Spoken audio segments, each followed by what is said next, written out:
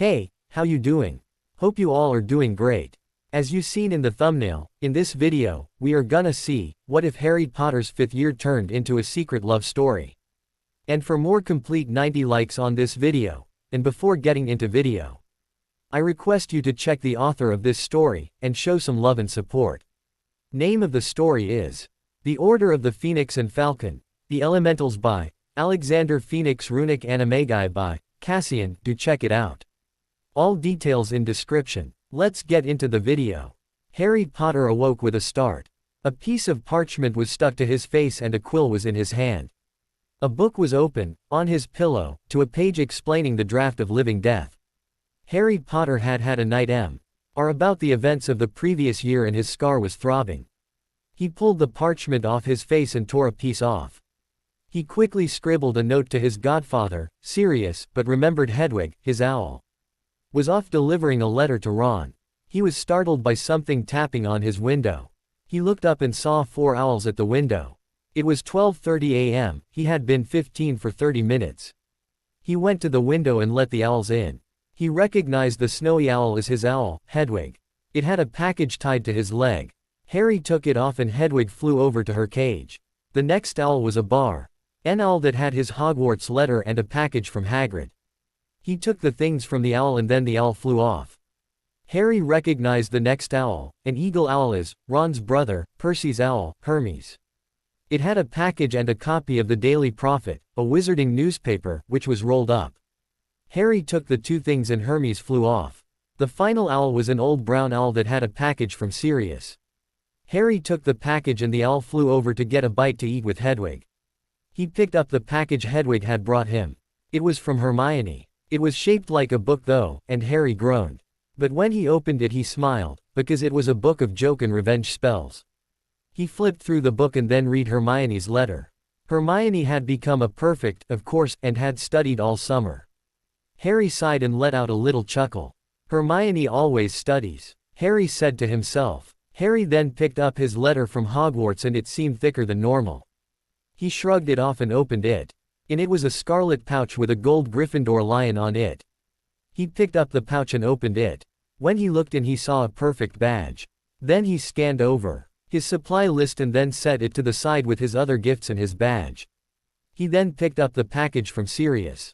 It had a letter, which he set to the side with the other things. He opened the package and in it was a wizard radio and a silver chain with a scarlet Gryffindor lion pendant on it. He set this to the side with his other things and then picked up the Daily Prophet. He unrolled it and a letter from Fred and George fell out. It read, "Dear Harry, thanks for the you-know-what. We figured we owed you one so we got you a 3-year subscription to the Daily Prophet. Thanks a bunch. Signed, Fred and George. P.S. We got the dress robes for Rom like you said too." Harry smiled and set the letter to the side with the other things. Then, he picked up the Daily Prophet and scanned the headlines. When he saw a picture of a teary-eyed, smiling Sirius, he looked up at the headline and his jaw dropped. It read, "Sirius Black found innocent. Peter Pettigrew arrested and questioned." Harry S.M. I led ear to ear as he read the article and then set the paper to the side with his other gifts still smiling ear to ear. Harry picked up the package from Hagrid and his smile slightly faded when he saw it had holes in it. He thought this couldn't be too good.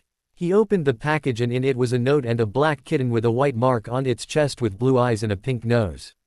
The kitten seemed a little bit scared but he saw Harry and went to him and curled up in Harry's lap. Harry stroked the kitten and it purred. Harry then picked up the letter and opened it. It read, "Dear Harry, I got your present when I went to check on Mrs. Fig. Her house was a wreck when I got there. A dark mark was in the air and a load of cats were lying there dead. I saw this kitten poke its head out from behind a couch and I picked it up. I thought you would like it." Yes, Harry, I am talking about the Mrs. Fig that babysat you. The kitten reminds me of your father so I called it James. I hope you like it. See you at Hogwarts. Yours truly, Hagrid. Harry smiled and said, "I'll call you James because you do look like my father." Harry Potter picked up his gift from Ron and opened it. It had a letter and a wizard watch.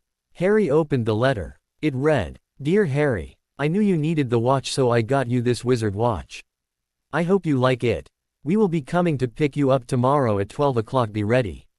See you then. Your friend, Ron. Harry read through this letter twice more and then smiled. Only one more day with the Dursleys. Harry whispered to himself. This was great, Harry thought, going back to the burrow in one day.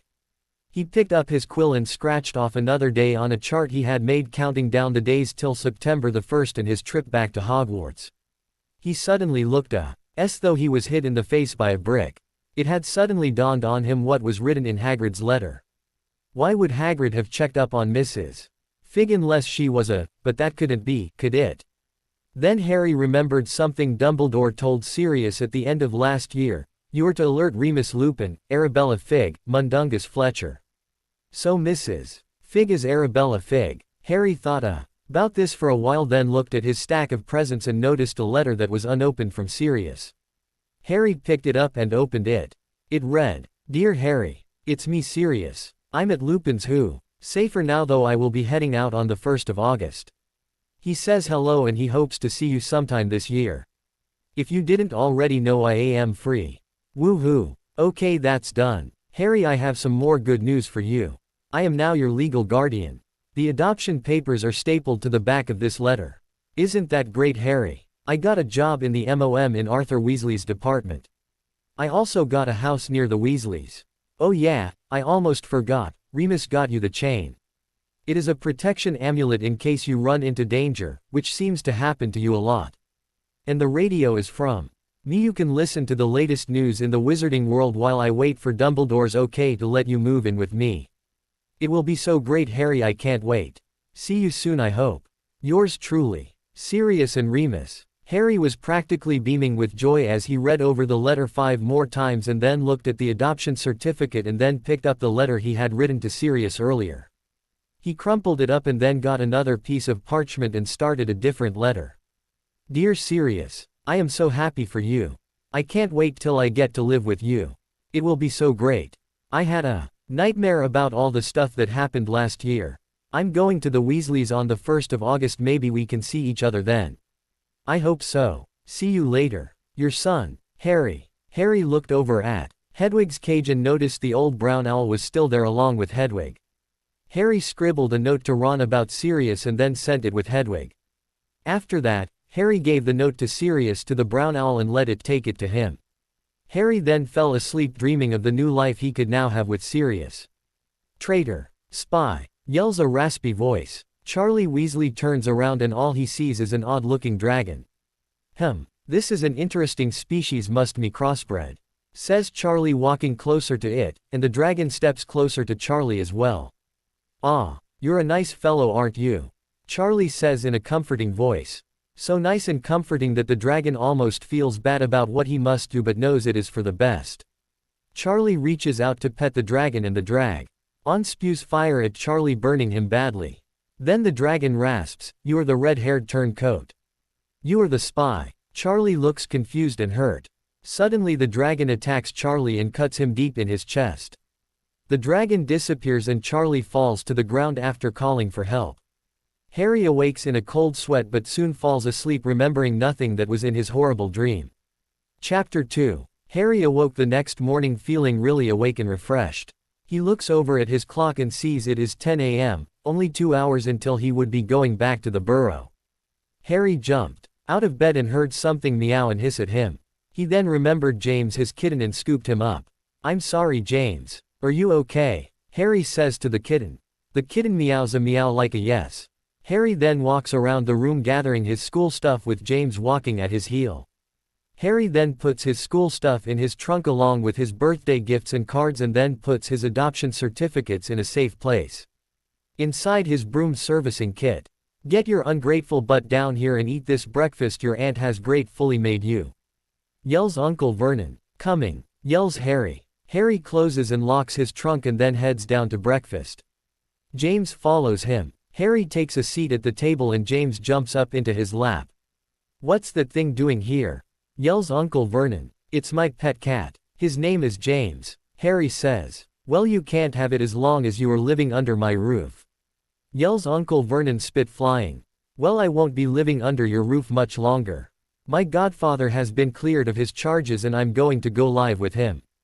Harry yells back. Like hell you are, boy. We are your legal guardians and you are staying here so we can make you miserable. Uncle Vernon yells, growing purple in the face. You are not my guardian anymore. And you were a lousy excuse for one when you were. Sirius is my legal father and I will live with him, you hear me? Harry yells back at his uncle, feeling more anger than he ever has, suddenly rising from his seat, sending James to the floor. James lands on his feet, like cats do, and lets out a surprised meow. Sorry James, says Harry quickly. He grabs his bacon and quickly eats one piece and gives another to James. Uncle Vernon stands up quickly and grabs Harry by the collar of his shirt and slams him into a wall. Harry smacks his head hard against the wall when this happens and he bites his tongue, which starts to bleed, and his head is busted open. If you ever talk to me like that again you won't be so lucky. He yells as he lets Harry go. Harry slides down to the floor and James gets in front of Harry. Uncle Vernon motions to grab Harry again but James hisses at Uncle Vernon and he stops. James gets Harry to wake up by licking his face. Harry glares up at Uncle Vernon and says in a cool, composed manner, "Next time you do that to me, you won't be so lucky." Harry gets up and storms off to his room. Grabs his trunk and yanks it down the stairs, his wand in hand and James on his shoulder. "Touch me and you'll regret it," Harry says coldly as Uncle Vernon moves toward him. "I'm going to the Weasleys and I am not ever going to come near here again, and once I'm 17 if I see you anywhere near me I'll curse you so bad you won't know what happened."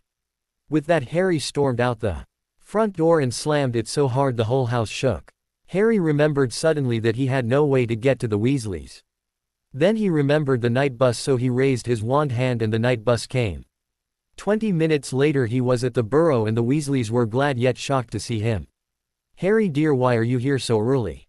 We were getting ready to come and get you in an hour," said Mrs. Weasley. "I couldn't, Avenue stayed there, on over, Newt," said Harry with his swollen tongue. "Why are you talking like that dear?"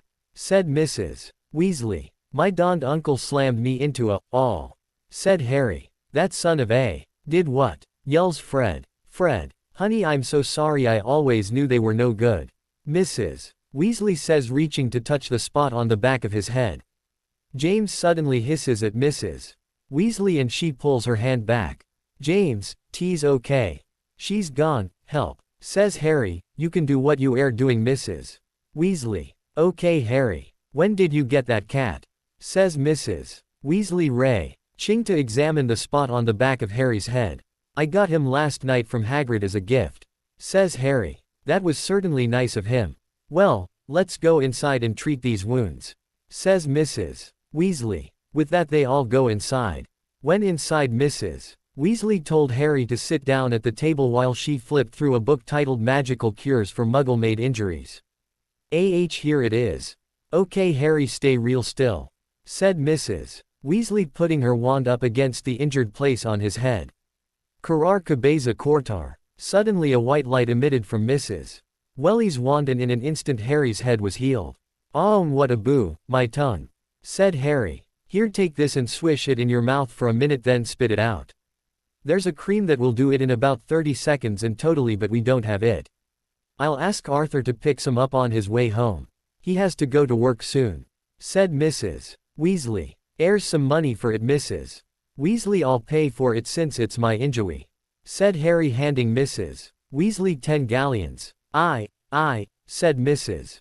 Weasley. "Take it please," yells Harry with the mouthwash dribbling down his front. "I don't need it."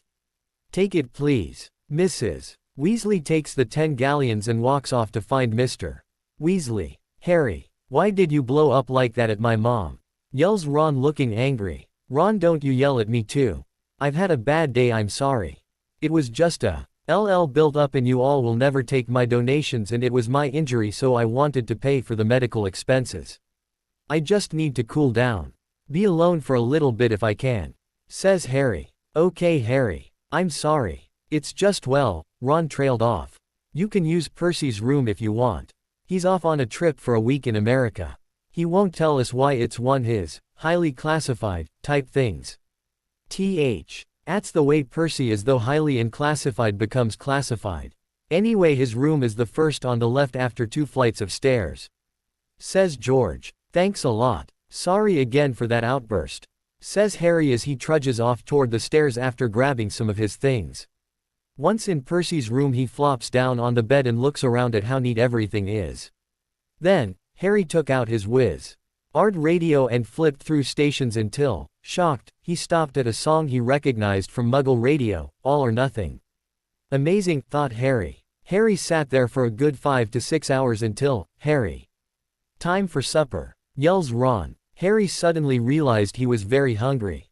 Coming, yells Harry. What a date, thinks Harry. Man, I really shouldn't have done that to Mrs. Weasley. Harry arrives in He kitchen a few minutes later and sees some of his most favorite foods. A smile lit his face as he sat down at the table. Glad to see you're feeling better, mate, says Ron. Yeah, sorry about earlier, Mrs. Weasley, says Harry. It's okay, I know you were a bit stressed out, honey. Mrs. Weasley says. After a delicious meal and a desert of treacle tart, Fred and George set off some filibusters wet start no heat fireworks. Afterwards they sat around talking. That was delicious. Thanks, Mrs. Weasley, says Harry. So you like my cooking, huh? Says a familiar voice from behind Harry. Harry turns around and, Sirius, yells Harry as he runs up to Sirius and hugs him tightly. Wow, I didn't realize I was so popular, says Sirius in a joking tone, smiling wide and looking better than he has in a long time. Harry lets go and says, What are you doing here, Sirius? I'm moving everything into our house, Harry. I went to the Muggle's house and checked your room for anything you might have left and I found Hedwig. And I thought, man, that must have been some argument for you to forget Hedwig. They had her out in the backyard and were about to shoot her. I heard her hoot just in time and I sent WN a stunning spell at the fat one who was holding the gun. Harry's jaw drops but he composes himself and says, Hedwig was almost shot. It was my fault. I should have remembered Hedwig. No, Harry, it wasn't your, Sirius starts to say. Wait a minute. Harry interrupts, how did you know about my outburst with the Muggles? Everyone knows about it now, Harry, says Sirius holding up a copy of the Daily Prophet with such headlines like Harry Potter abused for last time and Harry Potter leaves his Muggle guardians and vows never to return.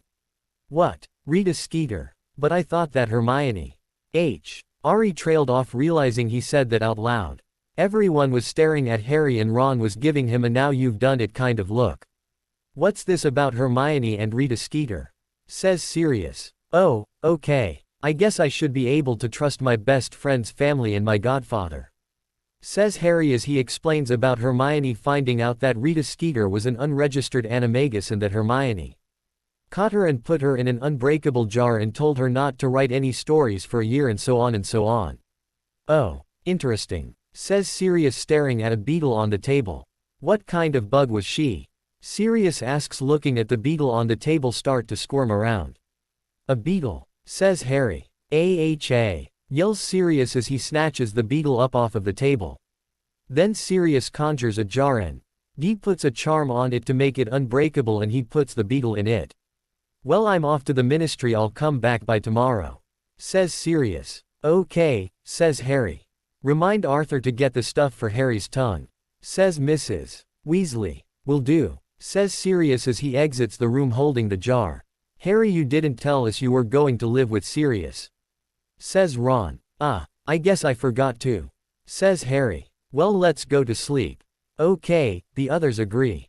With that they all head upstairs and go to sleep. The next day a loud screeching coming from the kitchen awaked Harry Potter and the Weasleys. They all went to the kitchen to see what was causing the noise. When they got there they discovered a large screech owl. It had a letter tied to its leg and the letter had the seal of the Romanian Ministry of Magic stamped on it. Mrs. Weasley took the letter off the owl's leg and broke the seal. She read it and then, oh, Mrs. Weasley exclaimed before she passed out. Mr. Weasley picked up the letter and read it. Then he put it on the table. What is it, Dad? Asked Ron. Mr. Weasley just waved his hand towards the letter, signaling for him to just read it. Ron picked the letter up and read it aloud. Dear Weasley family, we regret to inform you that your son, Charlie Weasley, has been in a horrible accident with a dragon. He was barely alive when we found him and he is still in critical condition. We ask that you show up here in the Romanian hospital for severe injuries. We will supply a portkey this evening at 5 p.m. See you there. Signed, Ethan Arsha, head of the Regulation and Control of Magical Creatures Department. Fred and George just stood there looking shocked. Harry looked as though he had known this beforehand, but it hadn't fully registered until the reading of the letter. This is a joke, right? Stuttered Fred. Yeah, it's all a joke, right? Said George, faking a laugh. I don't think it is. I remember a dream I had before I came here. In it there was a raspy voice. Hat claimed Charlie was a traitor and a spy, and then a weird-looking dragon came out from somewhere and attacked him. Says Harry. It sounds like someone thinks he's working for you-know-who. Says Ron. Why would someone think that though? I don't know, son, but we'd better get ready if we are going to Romania at 5 o'clock. Says Mr. Weasley. Okay, Dad. Ron, Fred, and George say in unison. Harry, do you want to come? If not, I understand. Says Mr. Weasley. Of course I'll go, Mr. Weasley. Says Harry. Oh my. Says Mrs. Weasley, finally waking back up. So we're going to Romania. Mr. Weasley shakes his head yes. Is Harry coming? Asks Mrs. Weasley. Yes, he is. Says Mr. Weasley. So I guess we will also be taking Hermione. Says Mrs. Weasley. In all the excitement I forgot she was coming today. Says Mr. Weasley. I guess she is going to have to come with us. Mr. Weasley went into the kitchen and whipped up a huge breakfast of bacon, eggs, toast, jam, and some fruit. The Weasleys and Harry ate breakfast and then spent the rest of the morning getting ready for the trip to Romania. At around lunchtime, Hermione showed up and they had a big lunch of sandwiches. Then it was finally time to go. Okay, here are the portkeys. Says Mr. Weasley. He gave one package to Harry, Ron, and Hermione. They opened it and their portkey was a shoe. Fred and George's portkey was a rubber chicken, and Mr. and Mrs. Weasley's portkey was a little dragon statuette. On 3, everybody grab your portkey. Said Mr. Weasley. 1, 2, 3. Everyone grabbed his or her portkey, and soon Harry felt the tug behind his navel, and soon they all landed in the waiting room of the Romanian hospital. When the Weasleys, Harry, and Hermione landed at the hospital, a man greeted them. He was kind of tall with dark-colored skin and hair. His eyes were gray and had a sort of twinkle to them. Hello, I am Ethan Arsha, he greeted them. I am glad that you came. Your son is in pretty bad shape. I have been asked to inform you that your son is being questioned about the attack and that he might want you to be with him during this. He has some severe burns and he was badly slashed in his chest. The chest injury. Why is the one that's keeping him here for so long? Oh, says Mr. Weasley. Yes, very well. He is in room number 345. You all may go in if you want to. Okay. Well, thank you, Ethan, nice talking to you. Says Mr. Weasley as Ethan Arsha is walking away. So who wants to stay here? If anyone does, that is. I guess I will stay here in the waiting room. I have some reading to catch up on. Says Hermione. Okay, honey. If you really want to, that is. Says Mrs. Weasley. I really want to, Mrs. Weasley. Says Hermione. The Weasleys and Harry walked up the hall to room 345. When they got they saw some ministry officials in the room with Charlie. Nurses were outside the room, which had a big window, at their desk. There seemed to be a lot of activity around Charlie's room. That must have been a big accident. Thinks Harry. I wish I could remember exactly what I saw in my dream. Suddenly a scream and thrashing was heard from Charlie's room. "Aaaaaarrrrrrgh!" yells Charlie. Oh no. He's going into shock. Screams a nurse. The nurses run into Charlie's room and quickly begin to administer treatment for the shock. Charlie starts to thrash around more violently and has to be magically restrained.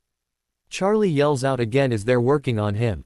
Suddenly a man walks into the room and past Harry and the Weasleys.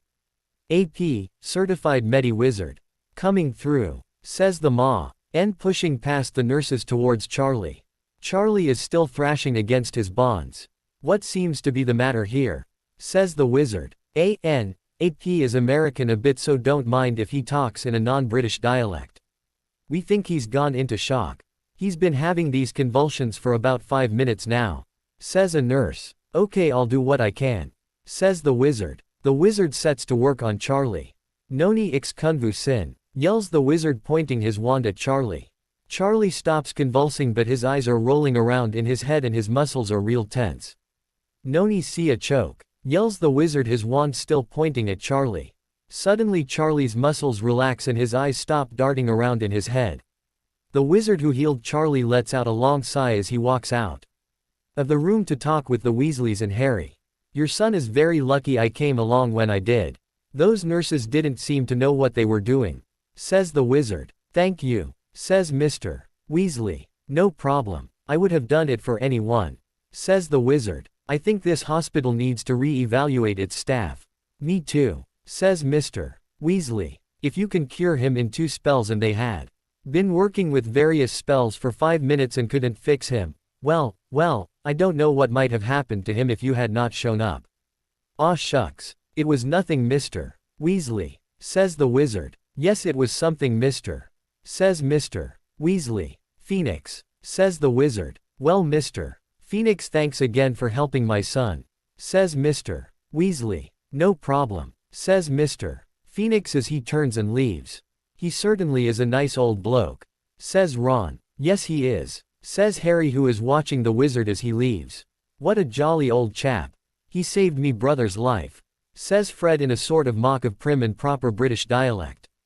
"Man, he sure is a good healer," says George. "Let's go see if Charlie is okay now, boys," says Mr. Weasley. "Okay," say the boys. They go into the room with Charlie. Mr. Weasley takes a seat next to Charlie's bed on his right side. Fred and George just stand up, and Harry and Ron find seats on the other side of Charlie. They just sit there for a while until they hear a bit of a commotion coming from outside the room. "What's all the noise? They're going to wake Charlie," says Mr. Weasley. "I'll see what's wrong," says Harry. Harry gets up and walks out into the hallway and sees a couple of familiar faces. "Sirius," says Harry, "what are you doing here?" "I come with a delivery," says Sirius. "One kitten named James. Belongs to a Mr. H. Potter. Do you know who he is?" "It's M.E. Sirius," says Harry sarcastically. Of course. I knew that name sounded familiar," says Sirius in a joking tone. Sirius hands James to Harry and then turns to walk away. "Sirius, don't go, stay a while," says Harry. "Okay," says Sirius. "I'll stay out here with Mrs. Weasley and Hermione." Sirius goes to join Hermione and Mrs. Weasley, and Harry goes back into the Charlie's room with James in his arms. When Harry got back in Charlie's room, Charlie sat up. "Charlie!" exclaimed Mr. Weasley. Charlie moans. "'Lo, Dad." "Hello, Charlie," says Mr. Weasley. What happened to me?" says Charlie. "You mean you don't remember?" says Ron. "No, I don't remember anything excepting being hurt somehow and waking up here," says Charlie. "I know what happened," says Harry. "How would you know, Harry?" says Charlie. "I had a dream about it. You were walking around somewhere and a raspy voice claimed that you were a traitor and a spy or something. Then, you approached it and were going to pet it when it shot fire at you and sliced your chest," says Harry. "That seems about like what my injuries are," says Charlie, slipping out of his binds. As soon as he's free from his binds, he reaches out to Harry and takes James. He pets James and James purrs. "I like your kitten, what's its name?" says Charlie. "James," says Harry. "Well, hello, James," says Charlie sweetly to the kitten, which is rubbing his side on Charlie's arms. "Here you go, Harry," says Charlie, handing the kitten to Harry. They sit around talking for a little while until suddenly Charlie's eyes kind of pop out and the veins in his neck bulge. Charlie grabs his chest and falls back on his bed. "Charlie!" yells Ron. "Nurse, get in here!" yells Mr. Weasley. The nurse runs into the room. "Oh my goodness! Sound the alarm! Code blue!" yells the nurse. Meanwhile, Mr. Phoenix, who has just gotten outside, hears the alarm and turns and looks back at the hospital. "Oh my, no," yells Mr. Phoenix as he turns and dashes back into the building at top speed. Harry was sitting down when the incident happened and it felt he was suddenly pinned down by a bag of bricks. Since he couldn't seem to move, Harry just sat there and stared. Ron, on the other hand, was getting frantic and Mr. Weasley had fainted. Fred and George, on the other hand, remained calm as they ran out of the room. "Do something, will you?" yells Ron. I, stammers the nurse. Ron, calm down, they're doing their best, says Harry, finally getting to his feet. Calm down. Calm down. Don't you tell me what to do. It's not your brother Harry, yells Ron. Of course it isn't. I don't have a family, Ron.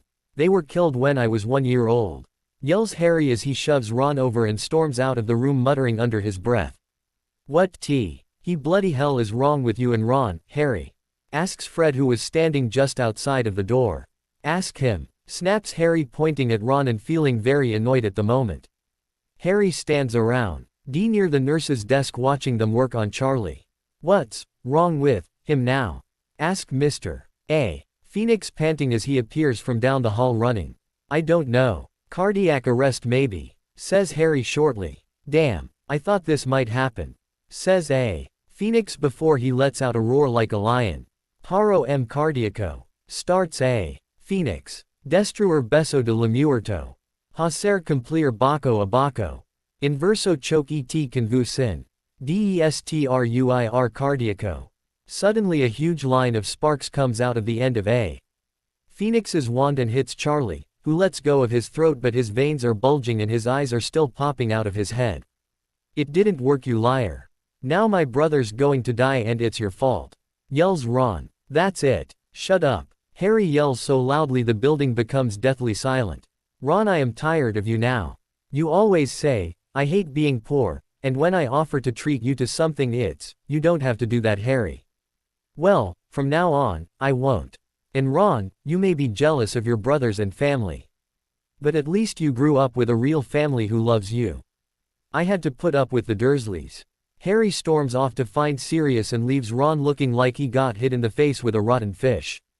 Well, it looks like someone has been pushed over the edge, says A. Phoenix, trying to break the tension. And little Mr. Bigmouth, the spell has a delayed react on because it has to travel through his system a little bit. Ron goes and sits down outside at the nurse's desk. 3, 2, 1, says A. Phoenix, looking at Charlie, who suddenly starts convulsing and then stops. Now comes the sign. He is going to tense up soon. If it lasts more than 2 seconds, then I've failed and he's going to die. A few seconds later, Charlie tenses up. 1,000. 2,000. 3, starts A. Phoenix, but he ends uttering a curse under his breath. I've failed, he says, turning away from the still tense Charlie. As soon as A. Phoenix turns away and starts to leave, he hears a shuffling behind him. Wondering what it is, he turns and sees Charlie sitting up. What? Huh? How? Says A. Phoenix, clearly very shocked. Phoenix is still staring at Charlie, who looks as though nothing ever happened. As the Weasley family and Hermione file into the room, Harry is watching from outside at the nurse's desk, with Sirius still looking very mad but happy at the same time. As Harry is watching Mrs. and Mr. Weasley looking so happy that Charlie is alive, a single tear rolls silently down his cheek and a little grin appears on his face. That's the Harry I like to see, says Sirius, looking over at Harry. Harry feels his cheeks starting to burn and he looks up at Sirius. Well, I can't help it, I'm just so happy that Mr. and Mrs. Weasley are so happy. If that makes any sense, says Harry. It makes perfect sense to me, son, says Sirius, and as Harry looks up at him while he's saying this, for the first time in his life, Harry feels as though someone cares deeply for him in a father-son sort of way. Suddenly Harry embraces Sirius like a son does a father, and Sirius embraces Harry back. At that moment Harry starts to let all his frustration and sorrows out in one long sob on Sirius's shoulder, unaware that the Weasleys have been watching since they heard their name mentioned. At least Mr. and Mrs. Weasley and Ron were watching. Ron tried to look like he didn't really care, but everyone around him at that moment knew better. Ah, that's so nice. Sigh, I've not seen such a hug since James and Lily. They were a perfect couple, says A. Phoenix quietly to the Weasleys. Yes, they were, says Mr. Weasley. It's so sad that they had to die at the hands of Voldemort. At the mention of that name, Mr. Weasley looks shocked that he said it. Mrs. Weasley flinches, as does Ron, and A. Phoenix just looks at him. Don't talk about that scumbag near me, growls A. Phoenix, remembering the pain Voldemort caused him. Sorry, mutters Mr. Weasley. No, it's my fault, you wouldn't have known about, and you probably still don't know, says A. Phoenix trailing off. Well, I best be off, got things I need to do. Adios. With that, Phoenix walks farther off down the hall and he disappears with a pop. Why are you guys all staring at Sirius and me? Says Harry, staring at them, his eyes a little red. Wait a second. Did you see us when we... Yes, Harry, we did, admits Mr. Weasley. Harry just stares at them, his mouth open in shock. Ron starts laughing at Harry because he is now looking a bit like a fish with his mouth opening and closing. Harry glares at Ron and then runs off. A couple of seconds later, after giving Ron a look that shuts him up, Sirius runs after him. What did I do to him? Asks Ron. Well, what didn't you do? Asks Mr. Weasley. Ron opens his mouth to say something but he closes it right back. I can tell you what you did do. You and Harry got into a fight and you annoyed Harry extremely. You were just now laughing at him and made him run off. That made his new father very annoyed at you because he likes Harry better when he's happy. Harry stood there, beside the hedge, in his invisibility cloak, watching the Weasleys arriving home. Charlie was there and Ginny was with them now. Ginny must have been at a friend's house. I don't remember seeing her at the house or the hospital, thinks Harry. The Weasleys' house looks strange to Harry now. I guess it's because I am so mad at Ron, thinks Harry. Why must he be such a great prat all the time? Harry, not thinking, throws a stone at Ron's head. It hits dead center, and Harry takes off at full speed towards his house. Ron glares around and Hermione looks a bit distressed and nervous. Oi, now I'm the prat, thinks Harry. Way to go, Potter. Harry doesn't stop running till he gets inside the door. Sirius was standing there and pulled out his wand. I know someone's there. Show yourself or get blasted. I'll give you to the count of 3, he yells. 1, 2, no. Sirius, it's me, says Harry, removing the invisibility cloak. Oh, Harry, it's you. Phew, I thought it might have been a Death Eater or something. Says Sirius. Wait a minute, what in the bloody hell were you doing out without telling me? You could have been captured or attacked or, Sirius trails off. Never go out without telling me again, not for now anyway. Considering the fact that, well, you know. Yes, sir, says Harry, heading towards the stairs. Sirius grabs his shoulder. You didn't answer me. Why were you out of the house in your cloak? At the Burrow. Honestly, Ron, what has gotten into you? Says Hermione. Harry hasn't been seen by anyone except Sirius for the past 2 days. You've really done it this time.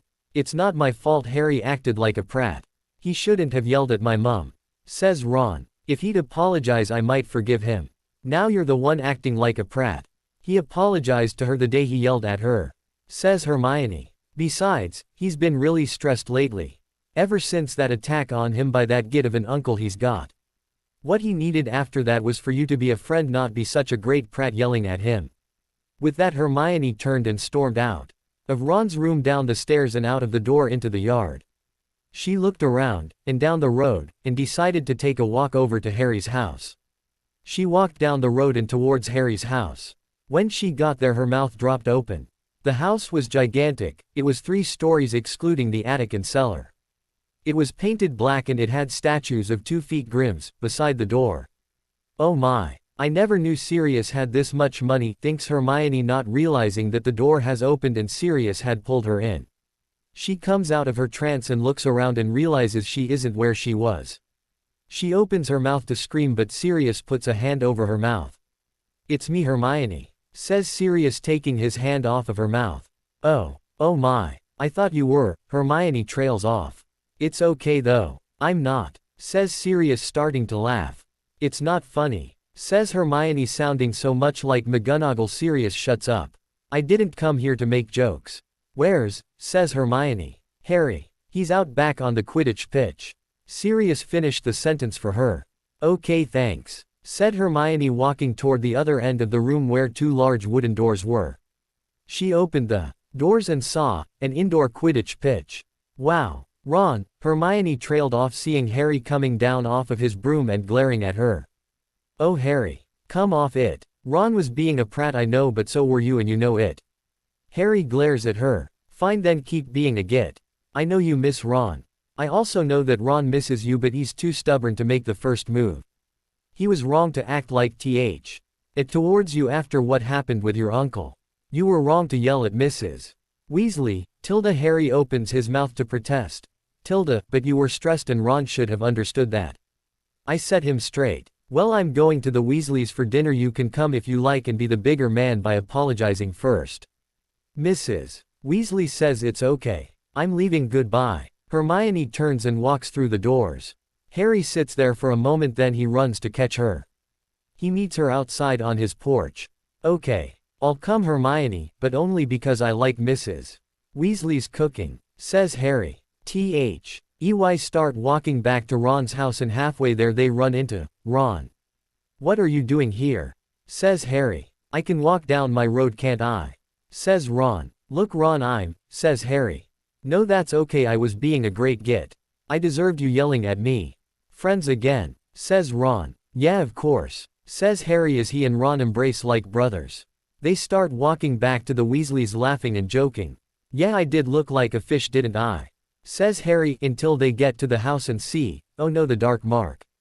Yells Ron. No, no, no, this can't be. They run up to the house and find a note on the door.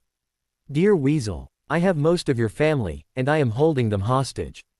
If you ever want to see them alive again, come to Malfoy Manor at 3 o'clock today, bring Potter or anyone. Yours truly, Voldemort. P.S. There is a little surprise inside. The last line of the letter, P.S. There's a little surprise inside, repeated itself in Harry's head as he led Ron and Hermione inside. Nothing looked much different in the kitchen except the table was slightly burned and flipped over. Oh, Ron let out a groan as he looked at the chaos in the den. The furniture was badly messed with. Some of it was ash. And some of it was broken into splinters. They found nothing else messed with downstairs, so they headed upstairs. They stopped at the first room they came to, Mr. and Mrs.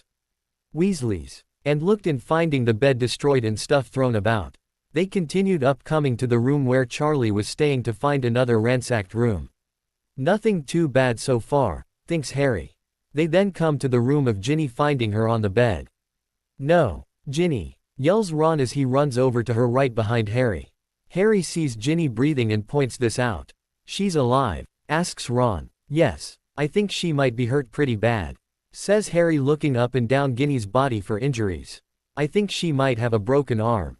Well, let's go check the rest of the house, says Ron. No, I think I'll stay with Ginny, says Hermione, in case she gets worse. Okay, says Harry. Come on, Ron. Harry and Ron set off through the rest of the house, passing Fred and George's room, Ron's room, and a room that was Bill's. And then comes to Percy's room, finding Percy and Penelope bleeding, battered, bruised, and they're dead. No, Harry yells. No, no, no, no, no, no, repeated Ron, who didn't want to believe it.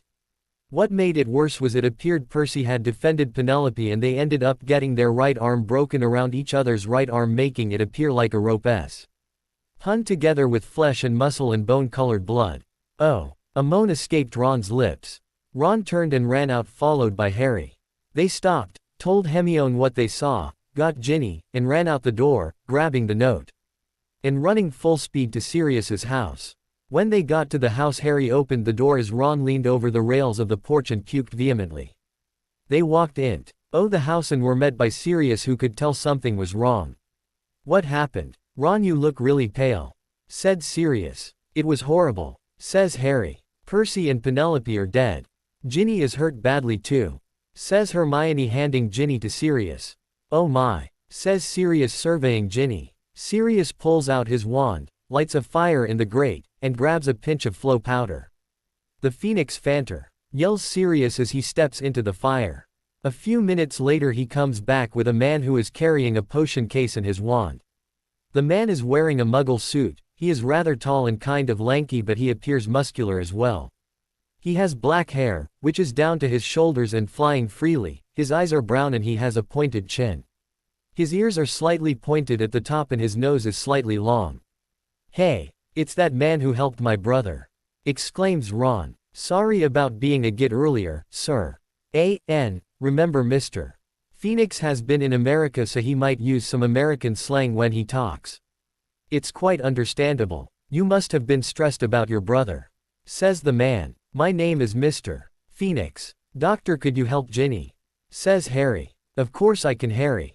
Says Mr. Phoenix. Stand back. Mr. Phoenix examines Ginny and then pulls out a potion he has in his case. He pours a little into a vial he has, adds a pinch of some black powdery stuff he has into it, puts a cork in the top, and shakes the vial. The liquid turns a jade green color and turns into a fizz of the same color. Harry examines Mr. Phoenix as he gets a little scoop out of the case. He has an intense concentrating sort of look on his face as he carefully takes 2 scoops of the fizz, which is seemingly crystallizing, and he adds it to a golden liquid, which also contains a phoenix tear. Mr. Phoenix lets out one quavering note and a phoenix comes flying into the room.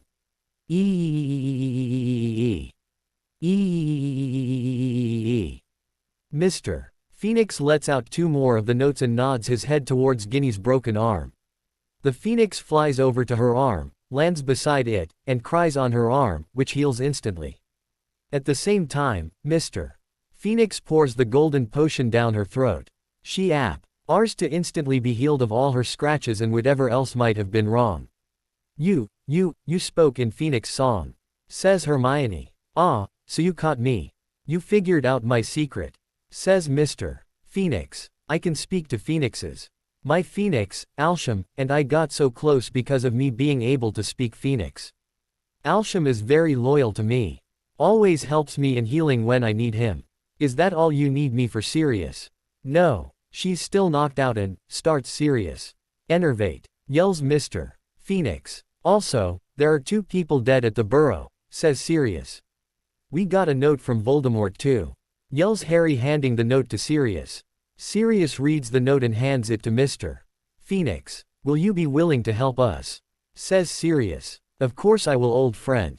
Says Mr. Phoenix. Then, we will set out for Malfoy Manor at 2:30 by broom so we can get there on time. Says Sirius. The rest of the day flew by like an owl. It was 2:30 and they were getting ready to take off when a black owl flew in with a package. Mr. Phoenix and Sirius carefully examined the package before they opened it. It contained a letter and a tire-trodden snakeskin. Sirius extracted the letter and read it before handing it to Mr.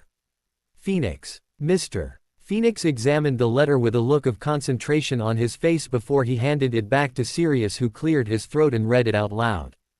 Dear Weasel. Did you enjoy the surprise inside? I know I did. It was so touching the way that idiot, Percy. At this remark Ron clenched his fists in anger, protected his wife. We'll say Percy married Penelope in July. Maybe I'll post a story about it sometime. He said, I'll be true to her and tied to her for the rest of my days. I will never join you, Voldemort. Never. I made sure he got his last wish of being tied to her forever. Weasel. Remember to be at Malfoy Manor by 3 p.m. I have supplied a port key for you to use. It will activate itself at 3 p.m. Bring Potter, Black, and that filthy Sirius. Spits this word out as though it was Dunk Mudblood that follows you and Potter around. I'd suggest bringing your parents, but they are here with me. You better arrive on time unless you never want to see them alive again. The death of you, Voldemort. Ron was shaking with silent fury when Sirius had finished reading the letter. That snake-like git will rue the day he got the prattish idea in his head to attack the Weasleys. Ron yells out in fury. You hear me? He'll rue the day. He'll rue the day he killed my parents. Yells Harry. Yes he will. Yells Sirius and Mr. Phoenix. The 25 minutes until 3 p.m. seemed to fly by, and soon they were gathered around the snake skin, all touching part of it. You ready? Asks Sirius. I sure am, says Harry, Ron, and Hermione as Mr.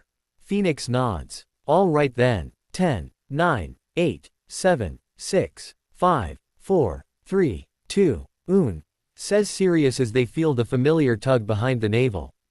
Oomph, exclaims Harry as they land on the hard stone floor of Malfoy Manor. Harry also heard someone landing next to them on their left and right side. One of them was very tall, around 7 feet or more. His face was hidden under the hood of a long silver cloak. His hands looked very wrinkled and scarred. The other man was short but very muscular, and he looked like he was from some American island.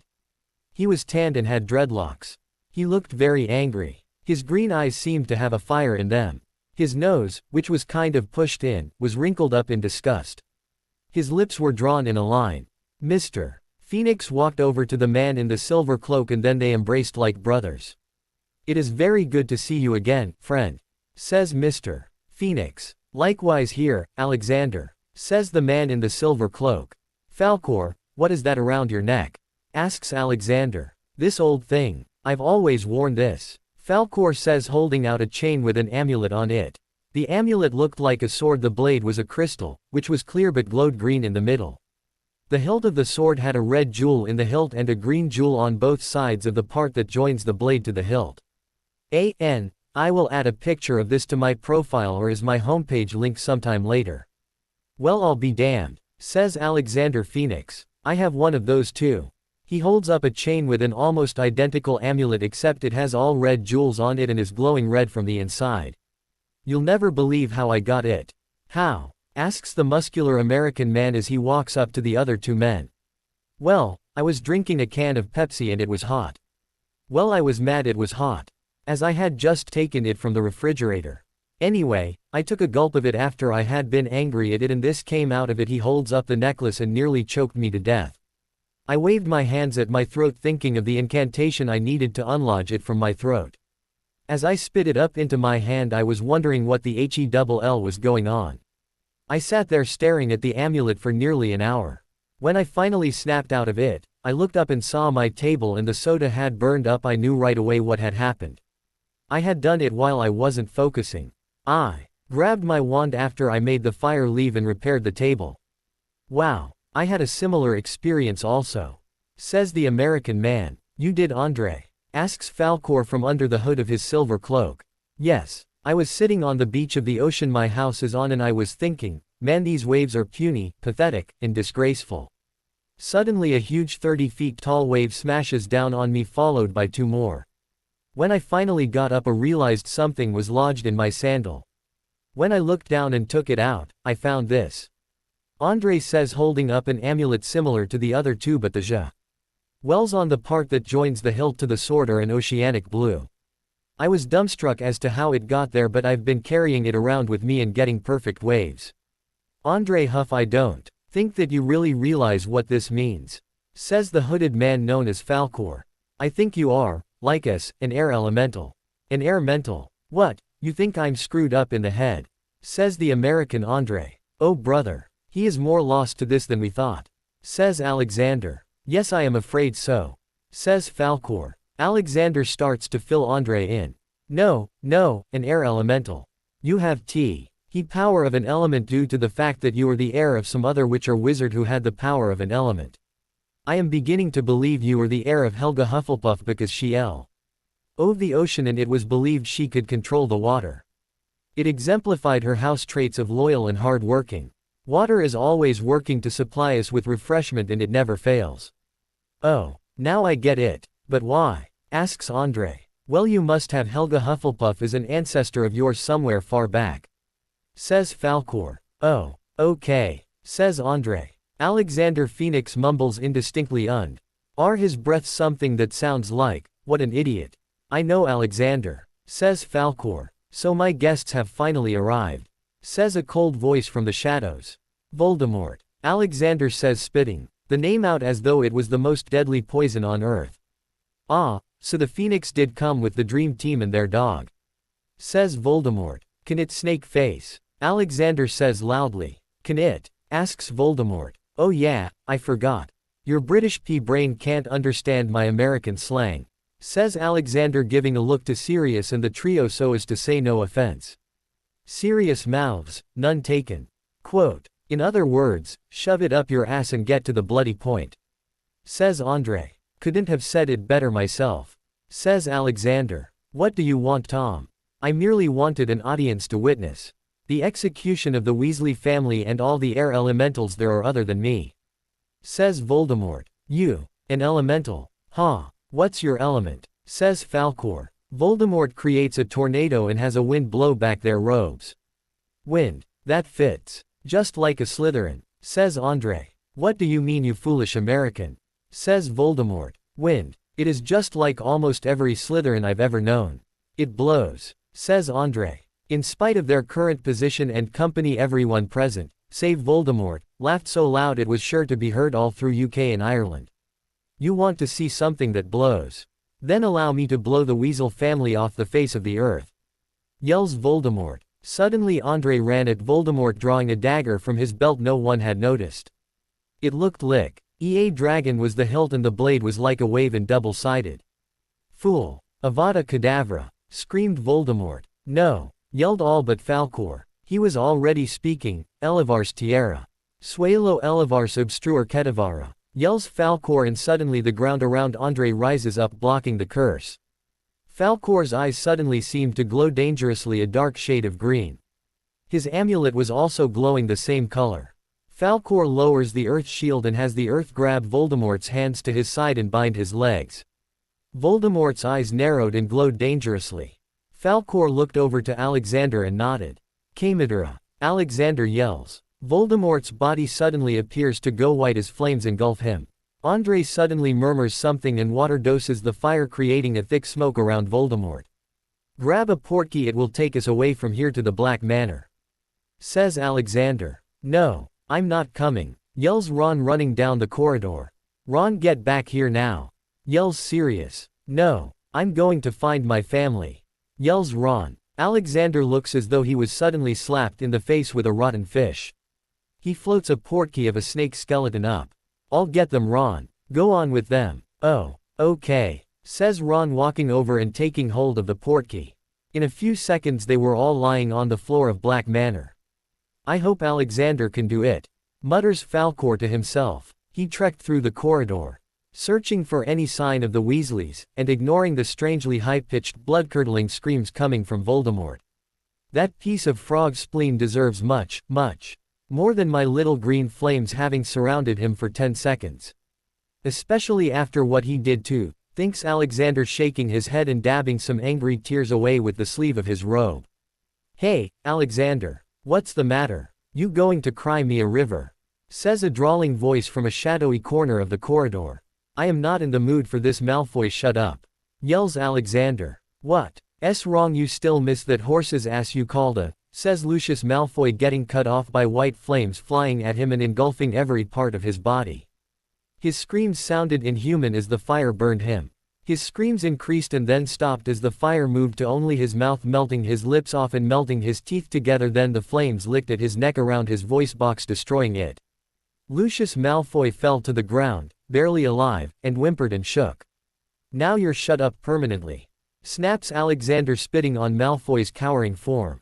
If you do somehow live and get the ability to speak again, think before you do. Next time I will do more than shut you up with fire, I will kill you with it. He said the last line with such malice he hardly recognized the voice as his own. He tries another corridor once he finds that this one has no Weasleys in it.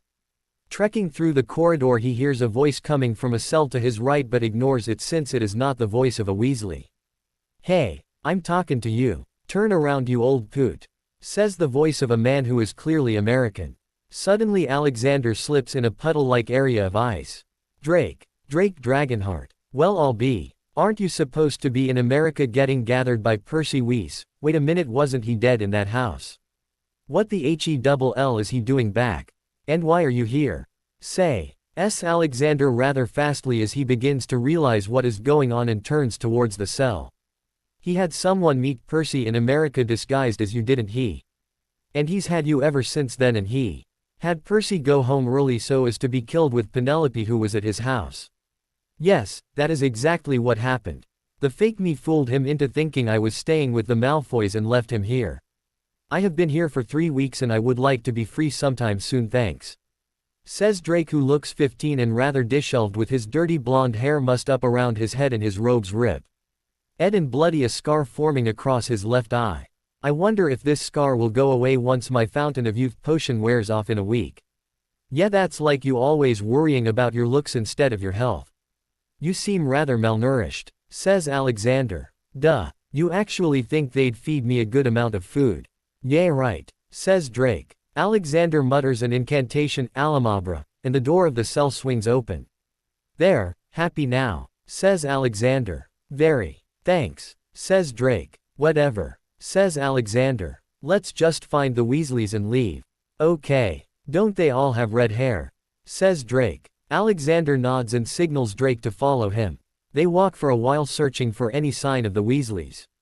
After a while, and 10 corridors of cells, Alexander starts to give up hope. He suddenly slips and grabs an unlit torch beside him to steady himself. The torch pulls down a little bit, causing Alexander to hit his butt on the ground and bite his tongue. "Ow!" exclaims Alexander. But his exclamation is drowned out by a grinding noise from somewhere in front of him. They walk towards the grinding noise and discover that a walk has moved, revealing a room full of stocks, and in almost every one was a Weasleys. "Holy crap, it's a room full of Weasleys!" exclaims Drake. A wide grin appears on Alexander's face as he takes it in. "Not so fast, you horse asses. You're not going anywhere with them," says a very, very raspy voice from the opening. "Want to bet, lipless," says Alexander, turning and staring at Lucius Malfoy's burned face. Lucius snarls at him and pulls out his wand. "So, I was right to think you were thinking about," he says, getting cut off as purple-black flames fly towards his throat. He summons Drake in front of him, holding him out, and Alexander stops the flames when they are barely a half on an inch from Drake's nose. "So you're still using innocent bystanders, Malfoy," says Alexander, smiling. "Well, this one isn't as harmless as he looks. Look down." Lucius does just that and finds his legs are trapped in ice half a foot thick. He lets out a loud roar, throwing his hands up. During this distraction, Alexander has freed all of the Weasel ice from their stocks, and Drake has froze Lucius' hands down. "Look before you attack," says Drake, smirking. They all run out of there and back to the place where the portkeys are, Alexander having lost his when he freed Drake. They get there and Alexander notices something strange about Voldemort, who is still trapped, and walks over towards him. This seems too small to have been Voldemort, but it certainly looked like him. Maybe they used Polyjuice potion, but then who would it be? Thinks Alexander, lifting up the hood. He takes one look, turns his head up, falls to his knees, and bellows as loud as he can, "No! No!" bellows Alexander one more time. What's his problem? Voldemort been burned to way too ugly. Thinks Drake. "Hey Weasleys, stay here for a minute, I've got to go see what is wrong with him," says Drake, and all of the Weasleys nod their okay. Alexander is mumbling as Drake approaches. "No. No, no, no. It can't be her. No, no, no, no, no, no. Can't be her. If she was alive I'd have tried to find her. No, no, no. Arg no. Sigh Rosalind, can you hear me? Rosalind." Alexander lets out a frustrated grunt and starts to cry when he gets no response. "How could I have just given up like that? I'm worthless to her. I wouldn't blame her if she..." He gets cut off by Drake tapping him on the shoulder. "What, Drake? Hey, who's the foxy lady with the burnt nose?" says Drake. Suddenly Alexander is standing upright and he punches Drake in the jaw so hard it pops out but right back in. "What was that for, you prick? The foxy lady was my girlfriend of 5 years. And I was going to ask her to marry me before she went over to the dark side," says Alexander with the same malice in his voice that was there when he talked to Lucius Malfoy after burning him. "I think she was kind of sort of brainwashed somehow though, and I couldn't find her to try to help her. Now I think I've KKK killed her." Alexander breaks into a wave of tears and he tries to claw away the earth, which she is still trapped in. "No, no, no, no, no, no, no, no, no, no. I will not loose you again, Rosalind," yells Alexander, and, after seemingly getting an adrenaline rush, he starts to claw earth away chunk after chunk after chunk until he has enough gone to free her. He pulls her out gingerly and lays her on the ground after using a couple of cushioning charms. He checks her pulse. It's barely there. "I can hardly feel it." Yes, I guess I'll have to do it or she will die," says Alexander. He put 2 fingers to his lips, which are slightly open, and starts an incantation. "Cora a Cora. Labia a Labia. Fuerza mi Baco a Baco. Diahar mi Alma ella Alma." "No, Alexander. Don't do this," yells Drake when he notices Alexander's lips are glowing. Alexander ignores him and continues, "Ir quad no labios tacto en labaco abaco." Alexander pulls his fingers away from his mouth with the light attached to them in the shape of a pair of lips and he touches it to R.O. Salon's lips and a huge flash of light explodes from that point and blinds everyone for a second. When the light clears they can see Rosalind's eyes open and then she speaks, "Alexander." Alexander nods, looking very weak. A tear is seen to fall down his cheek and hit the floor, and at the same time both of them faint. No, no, that can't be her. Why would she do such a thing? Worse than that is I don't detect an Imperius on her. Alexander thinks on this last night he'd see his loved one on the side of good for some 6 years. He stands up with the diamond ring he purchased for her so he could ask the question. It is still in its closed box. He watches the love of his life torture and attack and maim innocent people, not believing his eyes. He shouts out her name but she ignores him and turns on an old lady cutting her neck with a severing charm. He drops the ring box, which would end up staying there and getting crushed before a house elf came and took it away to the garbage. He runs to her and tries to make her stop but she continues on, and will end up killing 5 people that night. He stares once more at his Rosalind before he turns and runs out of the cafe, tears running down his face.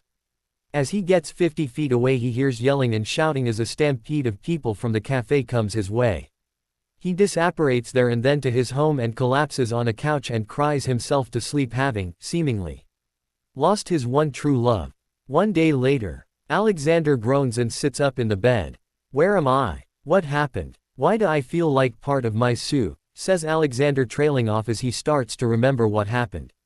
"Where is she? Where is Rosalind?" "Calm down, Alexander, she is in another hospital room. She was badly burned after all, and you were rather drained yourself," says Falkor, who is sitting beside Alexander's bed. "Yes, I know, old friend. I used my Alma transfer to keep her alive. I wonder if she will change her ways now, especially since she has some strong good in her." "What do you think, Falkor?" says Alexander. "I think that it is a very strong possibility, Alexander," says Falkor. Alexander is facing away from Falkor as he very quietly says, "That was a horrible night for me. You know that, don't you?" But Falkor doesn't miss a word. "Of course I know it. How could I not know? I was the one who found you a mess asleep on your couch with your eyes all red and bloodshot. I saw the dampness of the pillow. I saw the tear stains down your cheeks. I didn't see her though, so how could I not know? Especially when I was in that cafe to see if she'd say yes to you. When I saw what she was doing I wanted to walk up to you and do something, but I knew you needed to handle this yourself. When I saw her do what she did to that old woman it made my stomach drop and my supper rise up and out. It was sickening. When you left I was kind of glad since you wouldn't have to see all the other things that happened," says Falkor. "I should not have said that. Forg. And I did, or I'll use a memory charm anyway. Forgetting. Don't want to know anyway if it will start to make me think bad about Rosalind again," says Alexander, turning and letting Falkor see his bloodshot red eyes. He lays back in the bed, sighs and shuts his eyes to rest for a few minutes. No, so close, why do I always fail?" mumbles Alexander in his sleep. It has been a few hours since he talked to Falkor, who is still sitting there, shaking his head sadly. "Poor Alexander," mumbles Falkor. "Spent 2 years of his life searching for a cure and 2 more trying to find her to use it. He Alwa YS came close but he could never quite find her long enough to do the cure. I think his fire might have purged her since it was probably made from the same thing that fuels his cure, his anger, his remorse, his sorrow. And his deep down true love for her. That is what he feels each time he sees Voldemort or thinks about the night she went over. Sigh, my poor buddy has led a hard life. It would be good to see him finally settle down and take it easy." Falkor lets out a deep, long, contented sigh and leans back in his chair, relaxing. "That was very touching, Falkor," says a voice, making Falkor jump. "I never knew Alexander went through all of that." "I know, and you're still not supposed to know now, Drake," says Falkor, turning to look at 25-year-old who is still in a 15-year-old looking body. "How much did you hear?" "All of it," says Drake. "So, what did he do to find the cure?" "You shouldn't even know about this, Drake." "Why should I tell you?" says Falkor, ignoring a creak in Alexander's continued mumbles. "Please, OPUH Falkor," says Drake in a voice so whiny and annoying it's hard to ignore. "Oh fine, but don't tell him I told you all of this or that you even know or I'll have to kill you," says Falkor. "Well, it all started on a day far back in June. He was at a cafe preparing to pop the question when he saw her attacking innocent helpless people with no sign of Imperius having been cast on her. And it tore him up inside, crushed him like the band of the ring he dropped on the floor. After he saw her attack that poor old lady with a severing charm to the neck, well. He ran up and shook her, trying to get her to stop, but she just turned away and attacked more, and he ran out. I got up a few seconds later after she she killed a pregnant lady. I popped up, ran past shoving her, and tried to find Alexander. I got lost in a stampede though, and it was hard work to get out of. When I did eventually get out of there, I apparated to his apartment house-like place and found him on the couch looking messed up, eyes bloodshot red and tear-stained cheeks. It broke my heart to see my best friend like that. We talked long into the early morning. And then up until noon about what could have made her do that if not Imperius, which she had been under a lot before.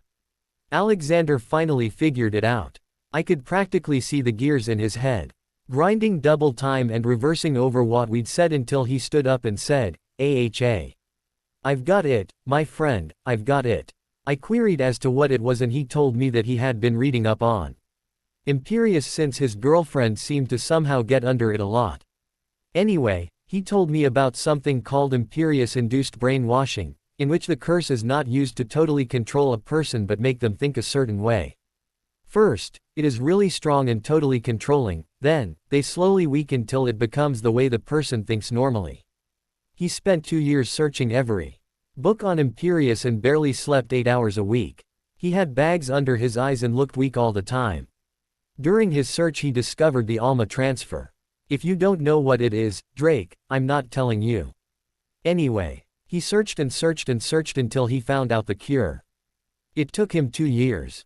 It was actually easy if you think of it. You have to do it just the strong total control one with the opposite thoughts. He could never get her long enough though, traveled the world for 2 years, 2 long years full of disappointments, but he never gave up, at least, not until he read that article. The slanderous, crappy article that reported her as found dead. That nearly sent him over the edge, but his friends helped him out and he recovered, finally coping with the fact that his beautiful girl, Rosalind Furr, was lost to him forever. Well, that is the story of that. Ask me no more, Drake, and don't tell anybody, especially Rosalind, she might not be able to handle it yet. With tea said. Falkor leaned back in his chair to finally relax, only to be made to jump again when he hears a loud sob from the doorway.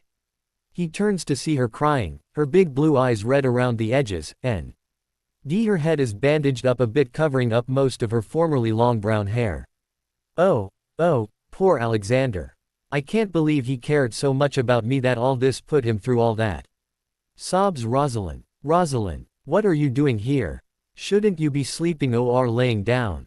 Yells Falkor, causing Alexander to snort and sit up awake. Why are you all being so loud? What are you doing here, Rosalind? Says Alexander sleepily. Rosalind, shouldn't you be laying down? No, they fixed me up pretty good, and what you did helped. Says Rosalind. So, are you back to NNN normal now? Asks Alexander timidly. As far as I can tell, yes. Answers Rosalind with tears coming down her face. She sits down on the foot of his bed and they just sit there and stare at each other, crying and like they were the only two there. Falkor and Drake sneak out quietly, leaving the door open, and then Drake asks a question. Falkor, didn't you talk about his anger, his remorse, his sorrow, and his deep down true love for her fueling his cure? How would that fuel an Imperius brainwash? It would have to for someone with good intentions, Drake. Now shush, I left the door open for a reason. Says Falkor, motioning for Drake to follow him to the doorway. They get there and find Alexander and Rosalind talking. You do know I went through hell for 6 years trying to find you, don't you? Says Alexander, looking stern and serious. Yes, I know now. I'm so sorry, Alexander. If I'd have had any idea what it would do to you, I would have tried to fight it harder. Instead I just caved in and let them take over my brain. And myself put you through hell. She says, crying. It was just too hard to fight. And it became such a part of my everyday thinking, I just let it take over and push everything else until all I thought about every day was, Voldemort is my master. I love Voldemort, no one else matters. I am evil and totally obedient to my Lord Voldemort, and those thoughts took over my brain. And turned me into the witch I was when I attacked the cafe. She finally lets the sobs she was holding back free and her body shakes with the sobs. She leans into his chest and he softens up, patting her head and stroking her back. It's okay, love. I understand. I'm sorry. I shouldn't have acted so cold just then. I guess I'm just scared that if I get too close to you you'll disappear again or that I'll wake up and it will all have been a dream. Alexander says, then he lifts up her head so she can look him in the eyes. I will always love you, Rosalind. Never forget that. No matter what, I will love you from now until forever. Do you still love me, Rosalind? Of course I love you, Alexander. How could I not? Replies Rosalind. Then, Rosalind gulped. Will you marry me? Asks Alexander, stuttering through the words. Oh, of course I will, Alexander. Says Rosalind, grabbing him into a deep kiss. Ew. Are they using tongue? Mouths Drake, causing Falkor to punch him in his already eye. Your jaw and let out a yell, blowing their cover. How much of that did you hear? Asks Alexander. From the part where you asked if she knew you went through hell for 6 years. Says Falkor. I'm sorry, buddy. I know we shouldn't have heard that, but. Falkor, don't be sorry, be happy. You did hear her say yes to marrying me, didn't you? Says Alexander. Yes, I did, buddy. Congratulations and many happy years ahead for the two of you, I hope. Says Falkor. Me too, Falkor. Me too. So, why did you punch Drake? Says Alexander. Oh, well, he was being juvenile about your kiss, so I punched him. I didn't know you had dislocated it yesterday or I'd have shoved him instead. Says Falkor. Ah yes. Well, I'll fix him up. Says Alexander, grabbing his wand and pointing it at Drake's jaw. Medico extorqueo mashella. Suddenly Drake's jaw is fully healed and he is very confused. I didn't know you were a medi wizard. Yes, and I can use my healing spells without this wand, that is if I wasn't so weak still. But that is mostly due to a slight power transfer me and Falkor did. I transferred a good bit of my potions knowledge, which I still have as well, and he gave me a bit of his wandless magic cast ability, but only for the purpose of my medi magic. Says Alexander. Now if that is all, would you please leave us alone for now? Certainly. Says Falkor, who opens the door and ushers Drake out before leaving himself. As soon as they are out, the door shuts and locks, and from inside they hear sounds of kissing and maybe, just maybe, something more. It has been 2 weeks since the Malfoy Manor experience and everyone, including Harry, Ron, and Hermione, knows about the history between Rosalind and Alexander and what happened during the 6 years she was gone to the evil side for. Everyone also knows the engagement. But the Alma transfer has been kept secret because Alexander refuses to tell. The only ones who know what it is are Falkor, Andre, Drake, and somehow, Sirius and Remus know too. All 5 of the new people have been staying in the extra bedrooms of Black Manor, and, sometimes, in the evenings Alexander has been found humming golden slumbers with Rosalind asleep on his lap and a big grin on his face. Everyone is very happy for the two of them, and, after hearing what they went through, everyone thinks they deserve to be this happy the most. Alexander will be teaching at Hogwarts. But they are going to let Rosalind come with him. Falkor will also be teaching at Hogwarts, and the other new people will be there as well. No one but them knows why, except for they think Drive. Ake is a new transfer student, not knowing he is really older than he looks. All in all, life has improved since the trip to Malfoy Manor. Alexander has been a bit weaker than he was when they first met him since he saved Rosalind with the Alma transfer. They all figure he just had to use a good bit of his power and that it must be some sort of powerful power transfer. Little did they know that it was something far deeper, which practically bonded them for life, and more powerful than they could imagine. It was nearly time for the new Hogwarts term to start. Harry, Ron, and Hermione were getting ready to go to Diagon Alley and get their school supplies. Sirius was holding a flower pot, which was full of flow powder, and instructing those who were going to Diagon Alley on what to do. Alexander was coming with them, therefore. So was Rosalind. Falkor also had to go in to get some supplies for his class in September.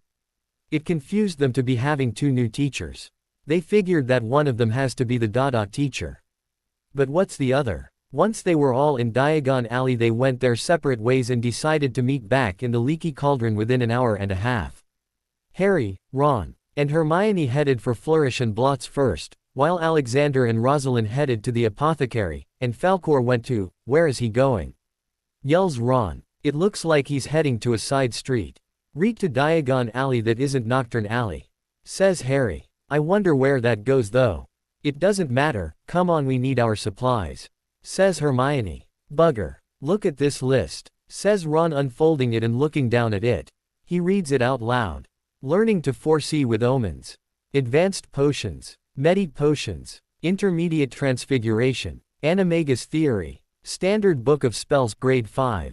OWL. Preparation, study ethics. And good habits. Amulets making, properties, uses. Advanced defense against dark arts. History of dark magic and the dark arts. History of the elements. Elementals who control them. That's a 2-book set. That is. Now, back to reading this ridiculously long and most expensive book and item list for the new term. Workout and lightweight robes, weights are optional. Advanced potions, ingredients and instruments bundle. Medi potions, ingredients and instruments bundle. Potions case size 1 to 2, optional, size 1 holds all ingredients and instruments but messily. Size 2 holds ingredients, potions, instruments neatly. Has a handle, and a clip onto inside the cauldron. 3 ingredient plants, fluxweed, knoxgrass, daisies. 1 magi boomslang. 1 magi frog. 1 magi bat. Is Snape trying to work us to death? I never thought he'd want to teach something useful like how to get certain ingredients. Now, back to the list. 1 amulet making kit. 1 set of dragon's teeth, common Welsh green. 1 set of dragon's scales, not smooth dragon skin. 1 amulet power insert mold. Oh my. This list could fetch up to 60 galleons worth without the optional items, even, finishes Ron, sighing and rattling his money bag. Which jangles only a little bit. I remember telling you I'd never treat you to anything or ever give you money again. Says Harry, laughing to himself at Ron's face falling. But, since T.S. is for school, I guess I'll help you out this one last time, and, if I can afford this much money to spend, I'll buy you both the size 2 potions case. Early birthday gift for Hermione, and a forgive me for the hospital gift for Ron. Ron suddenly looks kind of embarrassed but smiles wide all the same. Hermione doesn't know what to think, just opening and closing her mouth for a minute wondering why Harry would just spend all his money like that. Hermione, to answer your unspoken question, I just like to treat my friends every now and then if they let me. Says Harry, looking at Ron, who's blushing. Plus, your birthday is coming up soon, Hermione. Now, are you all going to stand there like idiots or are you going to come inside? Says Harry, walking swiftly into the store. Ron and Hermione walk in quickly after him and have soon gotten all of their books. Harry and Ron leave with 1 bag full, while Hermione leaves with 2. They then decide to sit down outside of Florine Fortescue's ice cream parlor and decide what to get next. They ask Florine Fortescue to watch their books, and Florine gladly obliges. The trio then sets off for the apothecary and purchases the potion bundles and cases. They also find the set dragon's teeth and the set of dragon's scales there and purchase them. They look around, making sure nothing that is missing off of their list still is in there. They find the 3 plants they need back in a far corner and the magi animals near the front. They don't see the materials for the amulet yet though.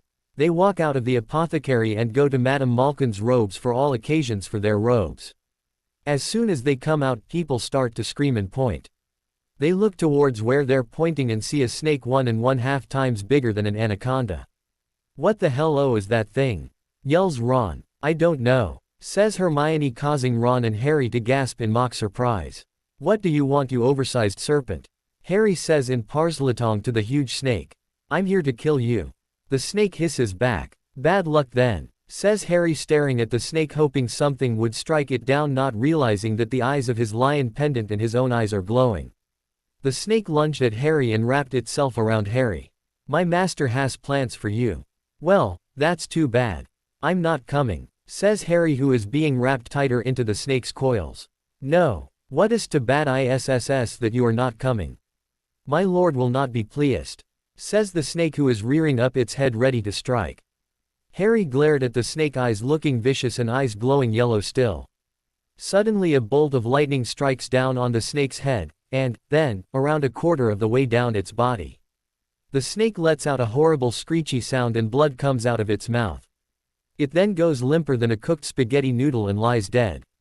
Oh my word. What happened here? Yells Falkor, running up with Sirius as Harry is slipping from the snake's limp coils around him body. This huge snake came, and Harry spoke Parsleytongue to it and his eyes glowed, and so did the eyes of that lion on his necklace. Then, a few seconds later, the snake attacked him, wrapping itself around him, but 2 bolts of lightning struck the snake down dead. But there's not a cloud in the sky, says Hermione, looking nervous and worried and confused. Oh, okay. Thanks, says Falkor as Alexander runs up carrying Rosalind, who he thought was too slow to keep up. What happened? Alexander asks Falkor. Let's go somewhere a bit more private, Alexander.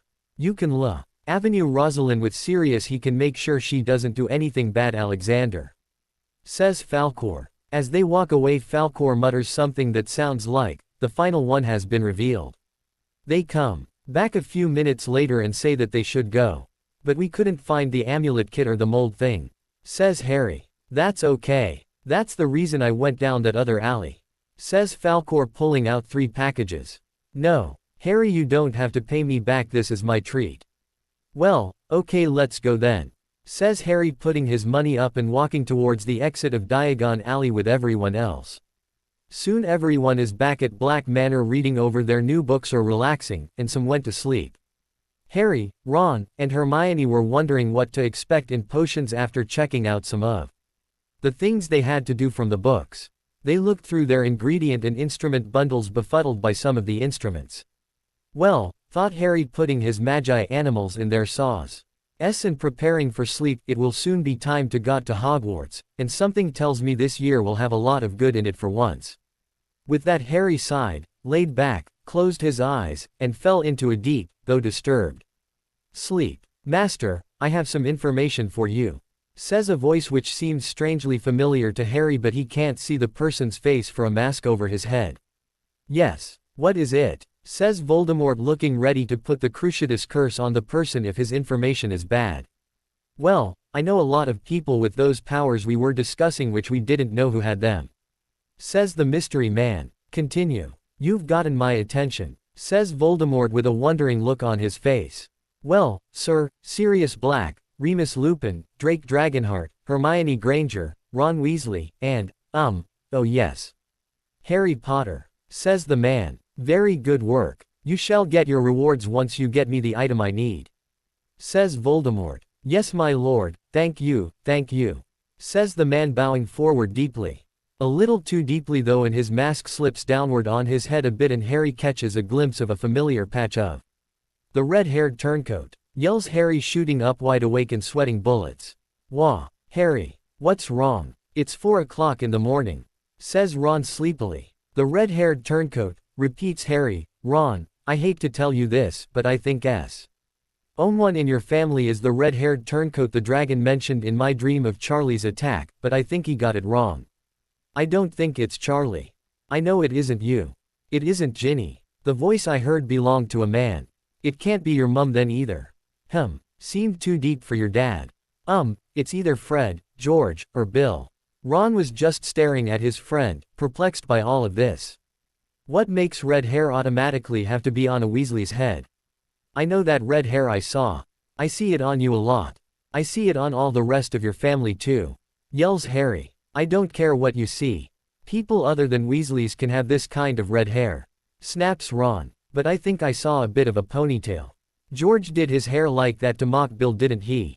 Says Harry. Yes, he did. He also wanted to make Mum flip out. He still has it too, says Ron, finally starting to believe Harry. So it's either George or Bill then. We can talk more about this some other time. It is late and I want to sleep a bit more, says Harry, laying back and falling fast asleep. James, the kitten who was forgotten about in all the commotion, jumps up on the bed and falls asleep at Harry's feet. I call this meeting of the Order to order, booms a male voice. We have a few issues to discuss. Yes, the first being the return of to the good, booms another male voice. The second being the revealing of the final air elemental. As you might already know, 3 weeks ago the one we thought lost and dead was found, though barely alive. The, I trust you know what it is, was used to keep said person alive.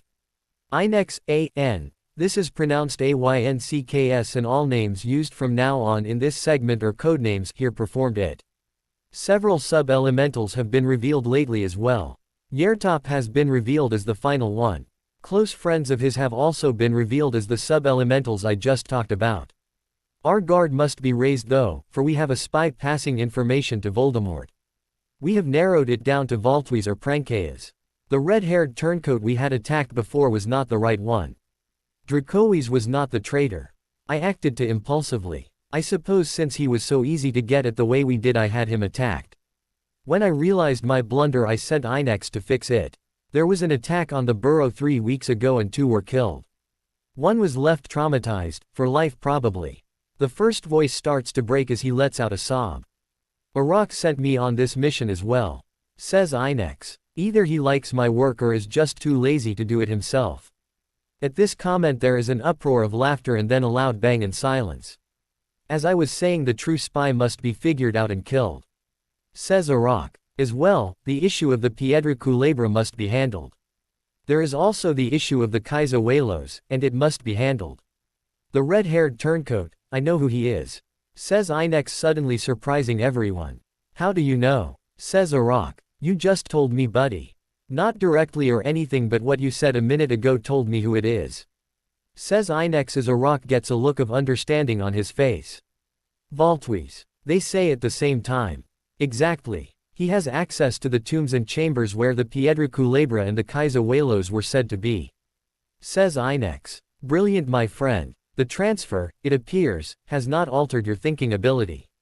Says Arak. We must eliminate Voltwes ASAP, or find and secure the Piedra Culebra and the Kaizuelos before he does. Either way it will probably come down to both in the end. Yes, it will most likely have to be both. Eliminate Voltwes so he can't get them to Voldemort and secure them ourselves because Voldemort will go after them anyway. I now ask that you, the 13 members of the Order, rise. Says Inex as 15 chairs are heard scraping on the stone floor and the 15 rise to their feet looking up at the 2 on the platform above them. Now, men and women, I muse. Ask you if you are willing to give your life for the cause. Voldemort has risen and he will stop at nothing to gain power. If you are willing to do anything to stop Voldemort from regaining the power he had years ago, remain standing, if not sit down. Yells Arak and everyone remains standing. Now repeat the pledge after me. Says Inex. I pledge to give my life should there be cause. I pledge my abilities to help those as need. I pledge my loyalty to the side of good and the Order. I pledge my loyalty to the cause of the Order. I pledge my secrecy and understand I will be obliviated if I break my vow of secrecy. In this pledge simplified I give all parts of my being to the Order to be used in any way they see fit. With the pledge said Inex and Arak explained their plan and where to go and that it will happen in 2 days. 2 days later. People of the Order, we are here in Egypt today to strike down Voltwes and obtain the items we have spoken of. Says Arak to the 5 members chosen to see. Other than him and Inex who is waiting in the tomb. Now you all remember the plan, right? There is a general murmur of agreeance. This might not be a word but you get the point, and Arak continued. You must now get in your positions. Voltwes is coming. The group hid around the pyramid waiting until the signal, 2 whistles and a tongue click, was sounded from the one who was watching. Slowly, the group came around to the entrance as Voltwes entered the pyramid's tomb. On 3, mouthed Arak to the group. 1, 2, 3. At 3 they all moved into pyramid behind Voltwes, hidden in shadows or with a camouflage potion. Voltwes took a series of tunnels and passageways before he came to the tomb of the Piedra Culebra. Inex was waiting for him. The Piedra Culebra hidden. What? Where did it go? My master can't gain his immortality without it. Grr. Voltwes looks around trying to see if it could be anywhere else as the others come into the tomb and get in front of the entrance, sealing Voltwes in. The camouflage potions wear off and everyone becomes visible again. Voltwes looks around and sees everyone. He tries to run but all exits are blocked and apparition block. Were placed on the pyramid by the other members of the Order after the first few went in. What? No. How did you get in here? Screams Voltwes, other known as Bill Weasley. We're with the Order. We are the best of the best, how else? Says Inex, stepping out holding the Piedra Culebra aka Jeweled Snake. Looking for this. Bill dives at Inex trying to get the Jeweled Snake. 3 PO. PLE dive on Bill and hold him up against a wall. One of the other three pull out a vial and the other two plug his nose and hold his mouth open. Inex has the vial and drops 3 drops in Bill's mouth. Bye. LL stops struggling and his eyes sort of glaze over. His face gets slack and he hangs kind of limply in the three who have been holding him against the wall's grasp. They let go and he drops to the floor, knees up, head hanging between them. What is your name? Says Inex as a truth-quoting Quill records his words. William, Bill, Weasley, replies Bill. You have been accused of being a traitor, a spy and attempting to help Voldemort gain immortality. How do you plead? Says Inex, the quill scratching against the parchment. Guilty as charged. Says Bill, eyes unglazing for a second but glazing back quickly. I was threatened with my family's life. How? Says Inex. When Voldemort took them 3 weeks ago, he confronted me and told me to become a spy for him and help find the jeweled snake for his immortality. He said either I comply or they die, and it would all be on my head. I didn't want to see my family dead because of me. I changed, I turned evil, I became one of them. I helped him figure out more and more information.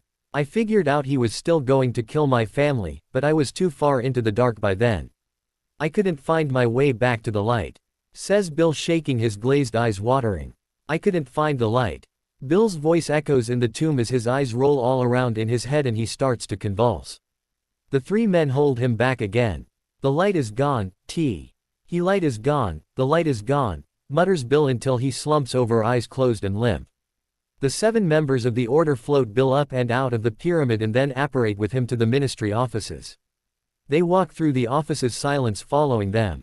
They then reach their destination, Department of Magical Law Enforcement, and walk to the head of department's office. We have here the red-haired turncoat. Says Inex, setting the floating Bill down in a chair in the office and binding him with ropes. I also have his documented Veritaserum questioning with a truth quote quill.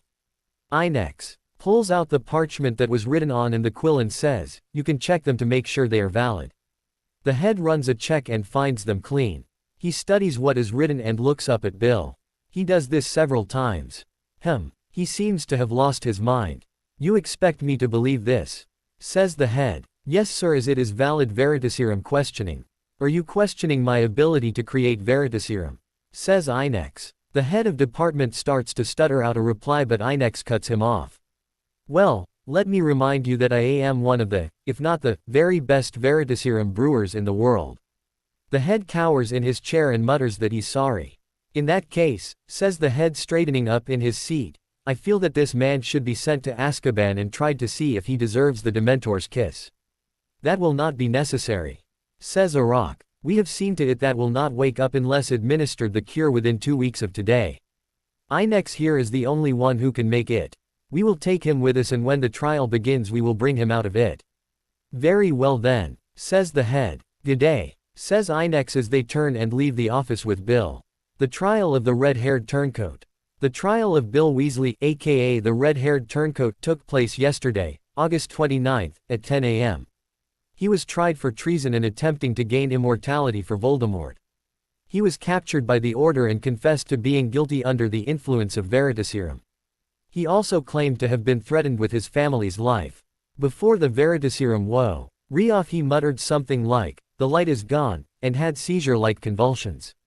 The trial proceeded as follows. August 29th. Bill Weasley, you are under trial to see if the sentence of a dement or's kiss still stands, says the man at the pedestal to the red-haired figure slouching in a chair, arms and legs chained to it.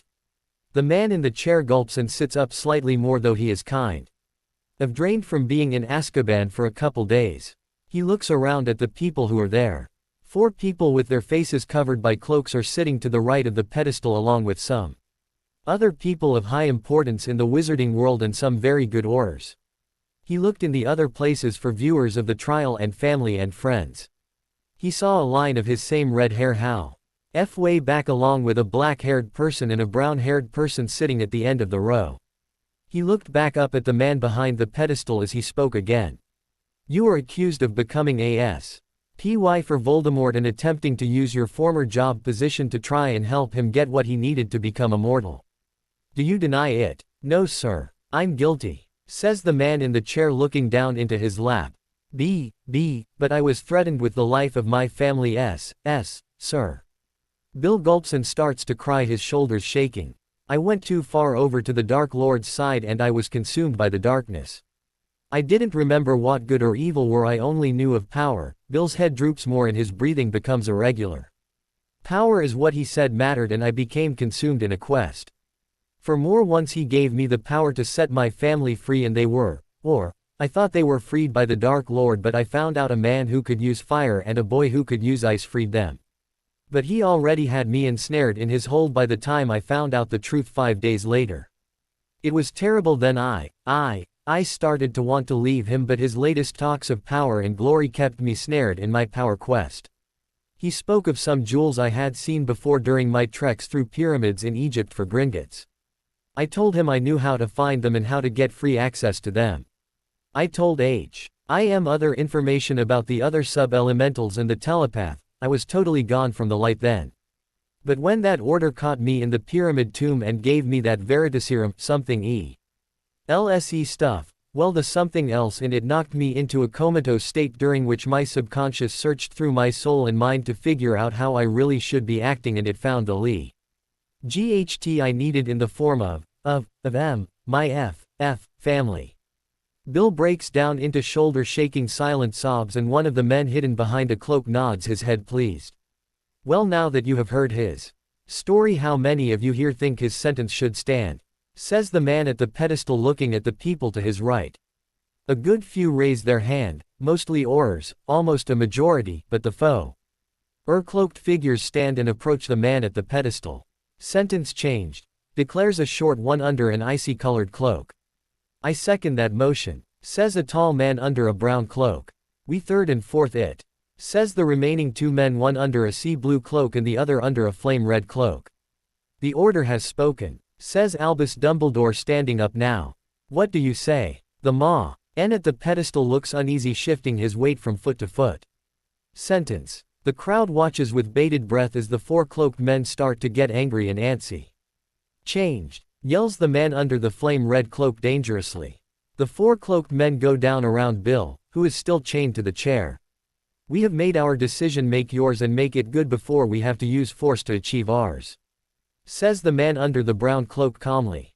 Changed, says the man at the pedestal, making the four heave a collective sigh of relief. To life in Azkaban, the man at the pedestal adds to that, quickly shuffling away, quickly but stopping halfway gone.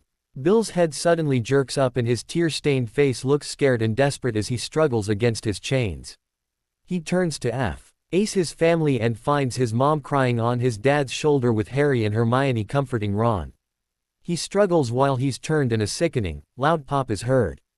It's followed shortly after by a loud scream of pain. The man in the icy-colored cloak and the man in the brown cloak round on the man who gave the sentence while the other two break the chains off of Bill. The man in the brown cloak grabs the judge. You aren't WHO you appear to be. I can tell, says the man in the brown cloak with a dangerously loud whisper. You are not the real judge. Why, yes I am, says the man. The GUY in the brown cloak shakes his head and lifts the man up, putting him down into the seat as Bill is removed and binding him there. The man in the brown cloak looks at him and points his wand at him.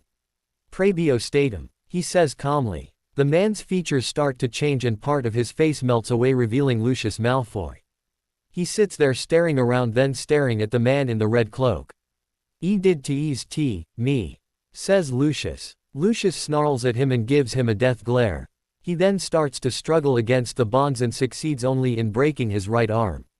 He spits at the man in the brown cloak, his spit red. It burns a hole in the bottom of the cloak where it hit.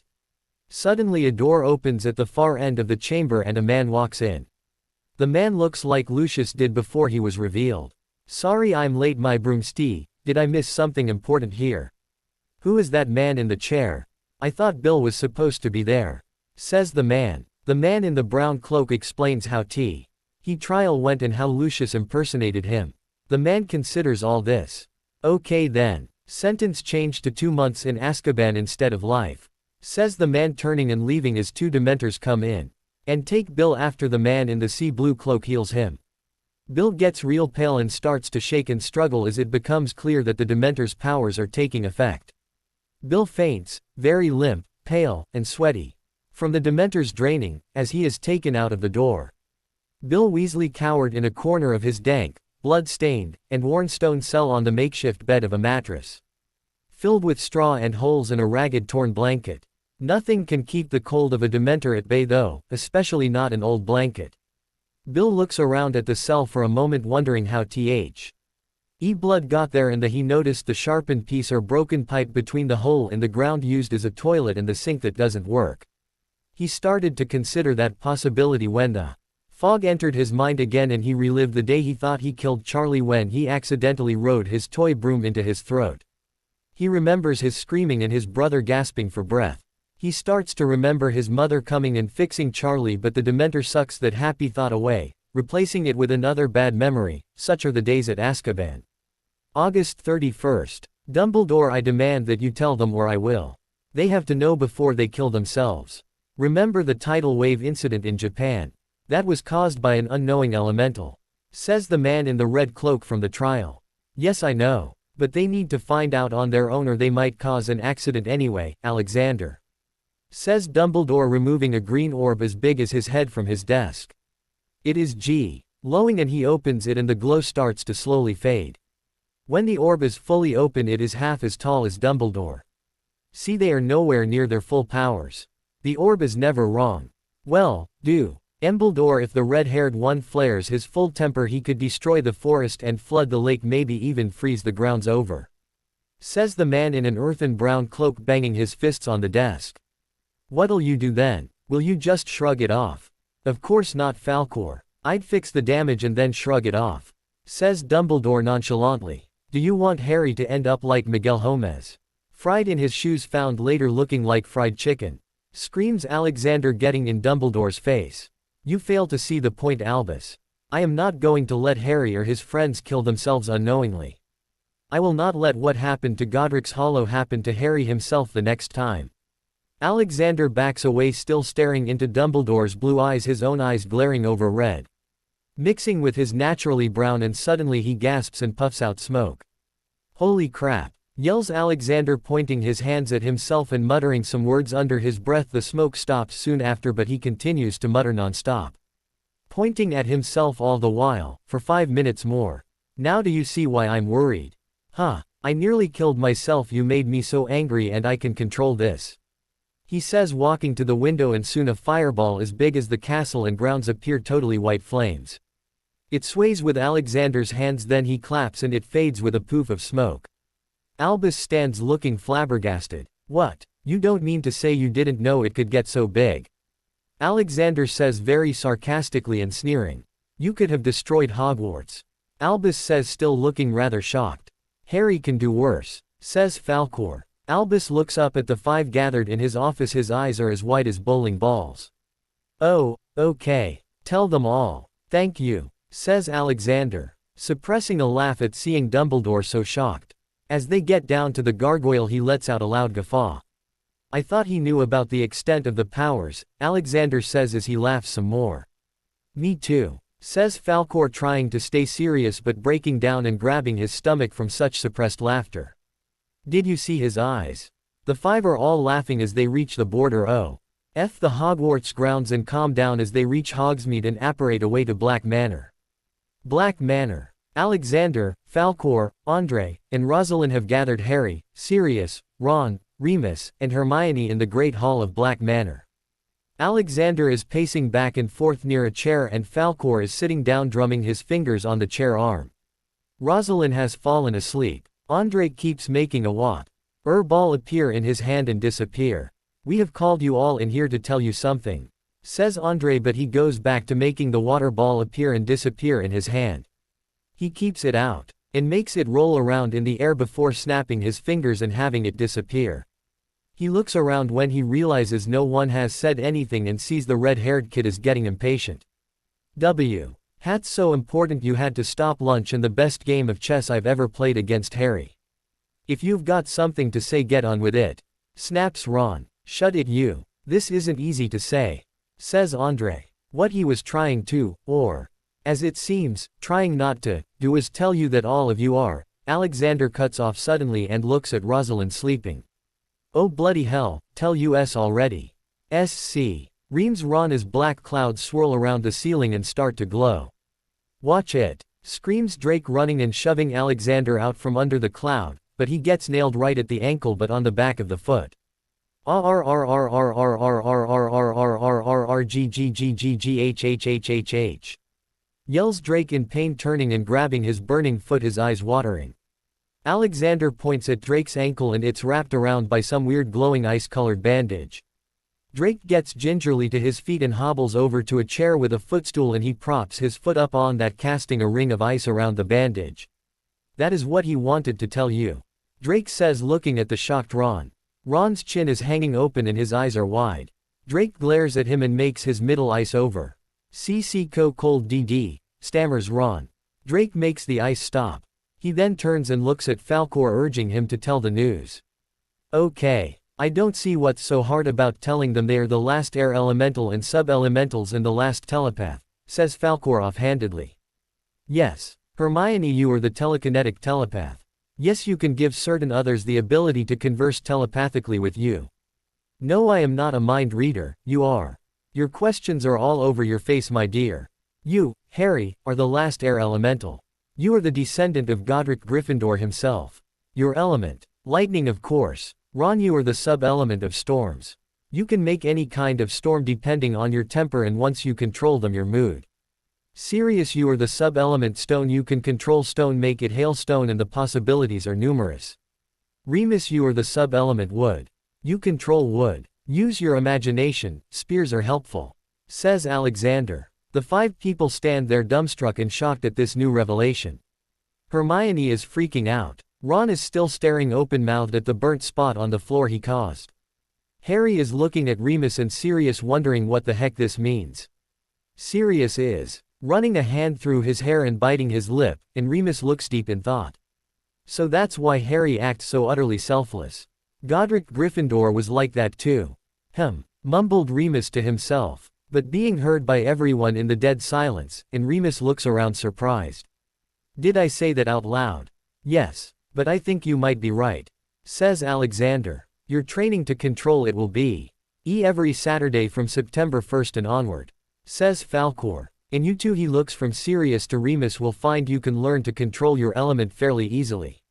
Sirius is making a rock ho veer over Falkor's head while he talks, proving Falkor's point. The day continues with everyone talking about their power. Rosalind got up and left to take a nap in her room soon after the commotion began and it got too loud. The day finished with a feast-like supper with all the favorites. The dessert was a variety of things from treacle fudge to pies of all sorts. Alexander got up and stretched, then he yawned and asked to be excused. Alexander left to go check on Rosalind with a plate of food for her. The others soon leave to get Harry, Ron, and Hermione ready to go to Hogwarts the next day. They are getting up to get ready for tomorrow or help someone get ready. They hear a loud yell. Rosalind. No, not again. Alexander yells and everyone suddenly runs to their room. Falkor's eyes go wide and sort of bug out. Andre lets out a loud vehement exclamation, and Drake punches a hole in the door. Alexander is slouched down on his knees, barely keeping from crying while rocking back and forth holding a piece of parchment. He throws the parchment towards them. Sirius picks up the letter after surveying the ransacked room. Everything is messed up except the bed, which is made up in the ONL. Why thing wrong is a spot of blood in the center. Sirius gulps and then reads the letter out loud.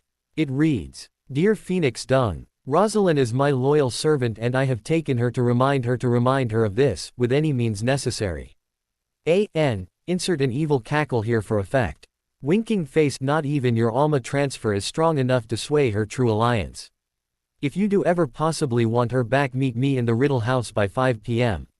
tomorrow. See you then if you dare show up.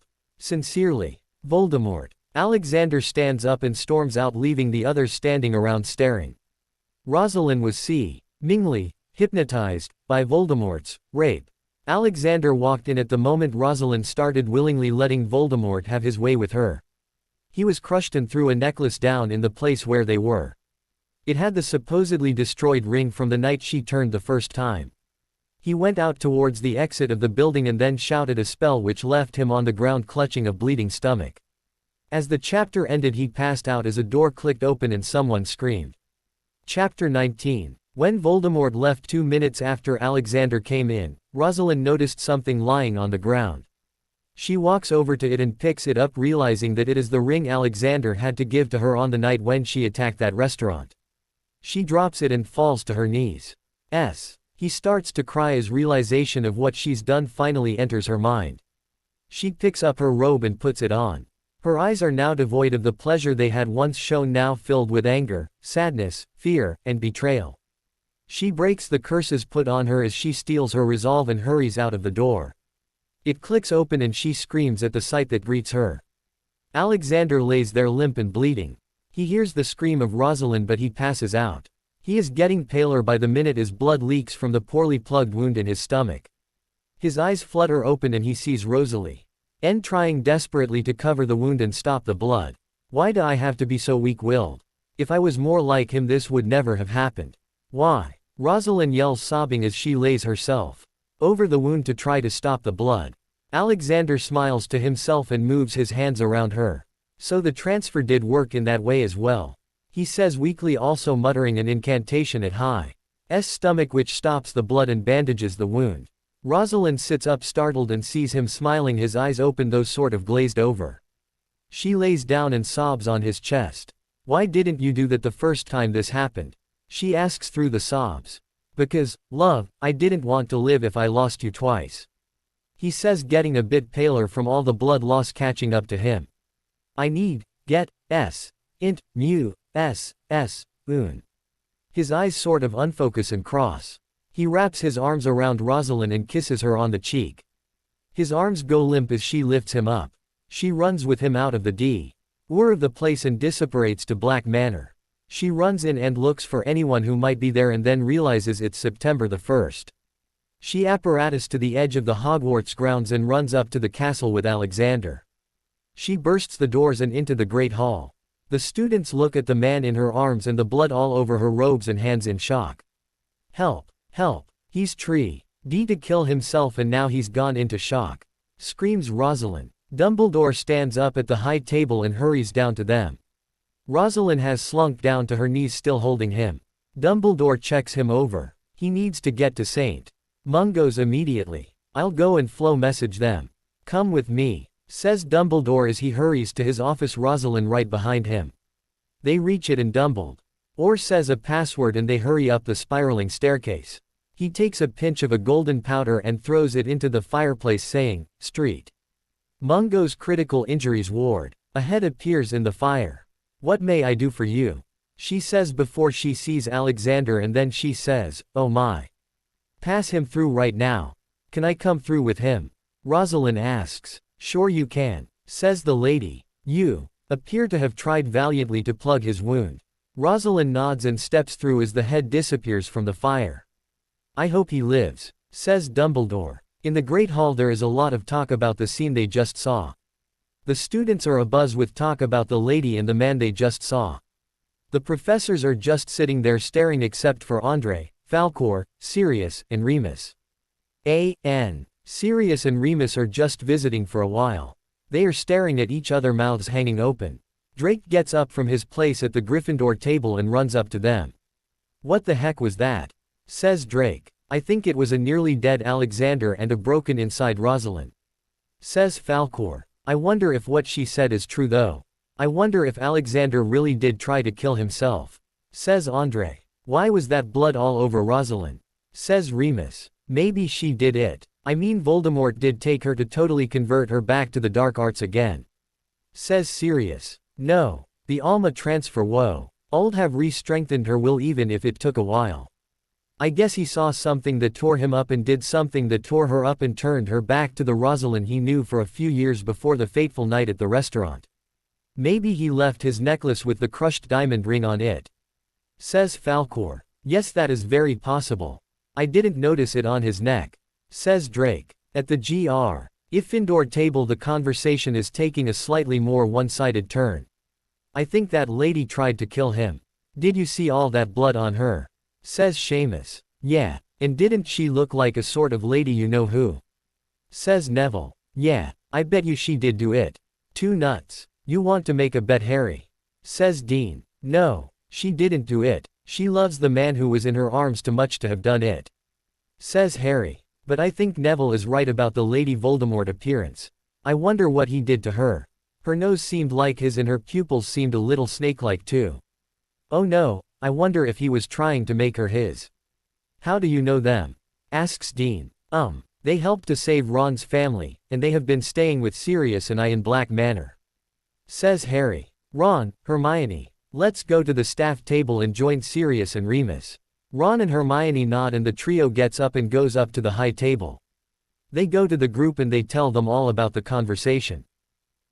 I didn't notice the change. Are you sure? Says Falcor. Yes, I'm sure. 6 people saw the same thing.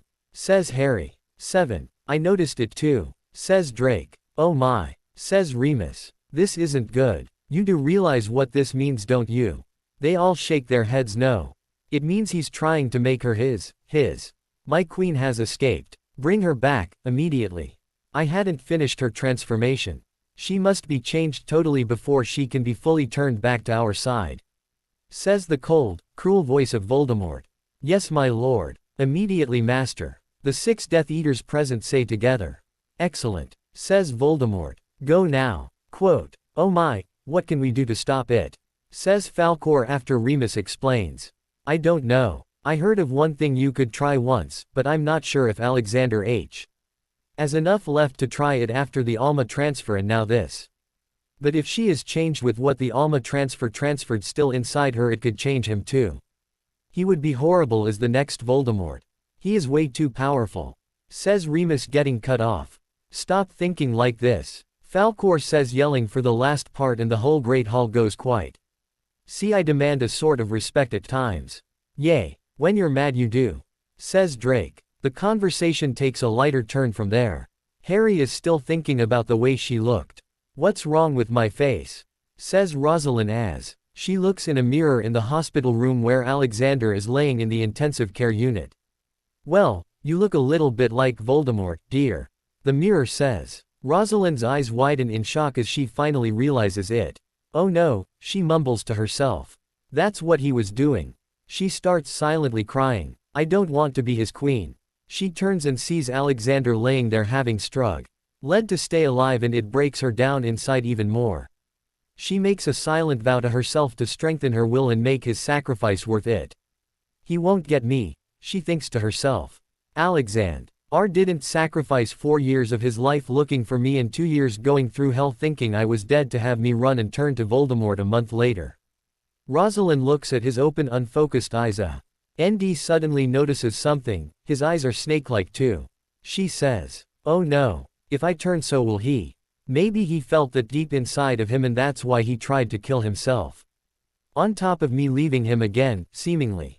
He felt himself turning and he didn't want to become what had taken me away. Why didn't I feel it though? Because you had too many other feelings going on to feel that one. It was dulled, says Alexander. Rosalind looks down into his smiling face and hugs him. Ow, I'm still a little sore. Be careful, says Alexander. Rosalind loosens her grip and just sits there holding him, gently thinking about their possible life together and about something else that could happen soon, their family. What was that you were talking about earlier, Moony? Says Sirius as he and Remus reach their rooms in Hogwarts. Oh, that, well, it's nothing that, stammers Remus. Out with it, Moony, yells Sirius, getting annoyed as he makes some stone statues float around so he doesn't accidentally make a whole wall tear out. Fine. I was flipping through a book on amulets I bought when I found out the students were going to be working with them, and I noticed an interesting amulet too. People who have performed the Alma transfer could share. It would come out of the mold like 2 pieces of a body. Anyway, what it does is it takes the transferred Alma and the transferor states simply Alma with her wand in the mold, and the other one states Alma to Waimea. It will give the transferor a bit of the transferee's Alma and even out the Alma inside of the original transferee and the original transferor, and it evens out their balance together. It also makes each unsusceptible to changes of their feelings, so long as they are both wearing their amulet. But as I said, I don't think Alexander has enough strength in him at the moment. And we still need to find a way to reverse the effects of whatever it is that Voldemort did, because if their souls switch and harmonize while they in that state, it might be enough to turn them totally evil. Says Remus. Are you happy now? Sirius stands there looking stupid as the statues he was floating fall to the ground, smashing into pieces. I never knew you were such a bookworm. Remus makes the wooden leg of a chair hit Sirius in the butt. Huh. Hey, how are we going to reverse it though? Says Sirius. I don't know, we should ask Falcor and the others. Says Remus. That Falcor always seems to know about things. I wonder. Rosalind sat looking out of the observation window of Alexander's ICU room. She watched the Magi Medi nurses bustling to and fro about the ward. She turned back and stared at the sleeping Alexander dreamily for 5 minutes until she realizes he was staring back, smiling. Oh, good afternoon, dear. How are you feeling? Says Rosalind. Better. Weak still, but better. You. Says Alexander. Oh, me. I'm fine. You're the one who shot himself. She says, giving him a look at the last part. Well, I was just wondering. You look different somehow to me. What is it? Did you change something about yourself? He asks. No. Not me. Says Rosalind, looking around shiftily and covering her nose. Rosalind Elise Fur. Don't hide it from me, I could feel the changes in myself to remember. I know my eyes are somewhat snake-like, and I know yours are too. Says Alexander, looking mad, worried, and afraid all at once. Don't shut yourself away from me again, Rosalind. I couldn't stand it if you did. We are soulmates. If you shut yourself out, I'll still know what happens. I might try this again, maybe more successfully, with the killing curse. Alexander looks straight into Rosalind's eyes and he has a forlorn, distant look. Rosalind bites her lower lip and stares back, fear and sadness in her eyes. No. Don't do that ever again. We will work through it, please, never do that again. I wouldn't be able to handle it and I'd probably do the same. She says, deadly quiet with a sort of rugged determination in her eyes. She blinks and begins to cry silently. Alexander sits up and she goes over to cry on his shoulder. Shish. It's all right. Don't cry, honey, we'll find a way to beat this. He says softly while gently stroking her hair. Ha, ha, ha. How sweet. Says a drawling voice from the doorway, followed by laughs. You remember what Voldemort told us to do, so come on, let's do it. Draco. Gasps Rosalind. Oh no, I won't go. The 6 Death Eaters were grabbing Rosalind wherever they could get a fistful of robe and are trying to drag her out so they can apparate away with her. Let her go, now. Alexander yells evenly, enunciating each syllable, rising to his feet and drawing his wand, pointing it level with Draco's heart. He pulls Draco over in a chin lock, keeping the wand at Draco's heart. If you like him alive, let her go. And what if we don't? Says a big, bulky one. Kin Zokum Ra. He yells and Draco starts shaking and convulsing with pain. Draco's eyes roll around in his head and he falls slack in Alexander's firm grasp. More of the same to all of you, he says with a deadly tone, waving his wand out at them all. One more step to the door and you all will feel my pain. Alex. Onder throws Draco's unconscious form down at his feet, making him appear to be kissing them, and he kicks him. He takes a step towards them and snatches Rosalind out of their grasp. He places her behind him, puts up a shield with his wand, and steps forward again 2 feet from the attackers. His eyes blaze red-brown as he prepares to fight if he must. Something possesses him at the moment he lets his temper flare though, and his eyes turn totally like Voldemort's, and the Death Eaters cower as he sends the curse from earlier at the bulky one who spoke. He turns on the others, saying, Avada Ked. As the group got the unconscious too and disapparate away with them. He turns back to normal and then breaks down, collapsing on the bed. He cries silently as he mumbles out loud to himself. I can't be. Ellie, that I almost killed someone in cold blood. Sure, it's a Death Eater, but still, I've never done anything like that before. Rosalind, he says, looking up at her scared and determined, we've got to find a way to counter this change. If we don't, I could. I could. D become TH, the next V, Voldemort. And you as my queen. Alexander finishes, looking like an innocent child just released out into the world after having lived perfectly for years. The fear in his eyes and ruggedness in his voice also prove this. I will not lose, you, again.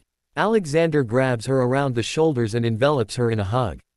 They stay like that for a while until Alexander lays down asleep after putting a sleeping Rosalind into her cot and a ward against people with the dark mark from getting through. If they are still loyal to its creator and or cause. A door creaked open unceremoniously, breaking Falkor and Andre's quiet relaxation. Falkor sighed quietly and turned to the door. Andre did the same as he covered himself with his sheet, in case it was a woman, as he was only half dressed. He noticed the two figures were not women, so he laid back onto his bed, relaxing. Hello Falkor. My Friend. D. Remus here has had a revelation about what we could do to help Rosalind and Alexander, but we have to, says Sirius. Purge their souls of the evil Voldemort put in them. Falkor says, finishing with Sirius. We know. We just aren't sure of how. We think it might be purged through the amulet one. They are strong enough to create it by saying Alma Purgo Scelus Solaris at the exact same time, right as the mold is filling. If they get it right as soon as they put on the amulet, their eyes will roll and a bright gold-white light will enter their bodies, joining the Almas and purging the EV from them, otherwise their eyes will just roll and come back red and snake-like. Falkor bites his bottom lip gently as he finishes the line. We have of course tried to find other ways, none will work out. None. I am going to St. Mungo's tomorrow as Andre, since we have no classes then. Would you care to come and bring that amulet mold you've been storing away since Diagon Alley, Remus? Don't wonder how I know. Haven't you figured out whose heir I am by now? Remus examines him, looking over his time, experience, and weather-worn features. It suddenly hits him when he looks at his face and at the staff. Merlin's beard, you're Merlin's heir. There is the staff. So that's why you always know everything. You remind me a little bit of Dumbledore. Is he an heir of Merlin too? Took you long enough. Hermione has known for 2 weeks, but she is quite a bookworm. Yes, Dumbledore is an heir as well. Don't tell him you know, though he'd kill me. So are you coming and bringing the mold? Answers Falkor. Sure, we'll come. Good night. Remus says as he and Sirius turn and leave. Drake is sitting up at the window in the Gryffindor 5th year boys' dorm. He is licking his bottom lip deep in though as the others sleep. He can't help but notice the clouds that have started to circle around Hogsmeade and Hogwarts. He knows something is out of place. He gets up from the window and shakes Harry awake, keeping one hand over his mouth. Harry tries to scream but can't and notices it's only Drake. Meet me in the common room, go on. Drake whispers. Harry gets and leaves quietly.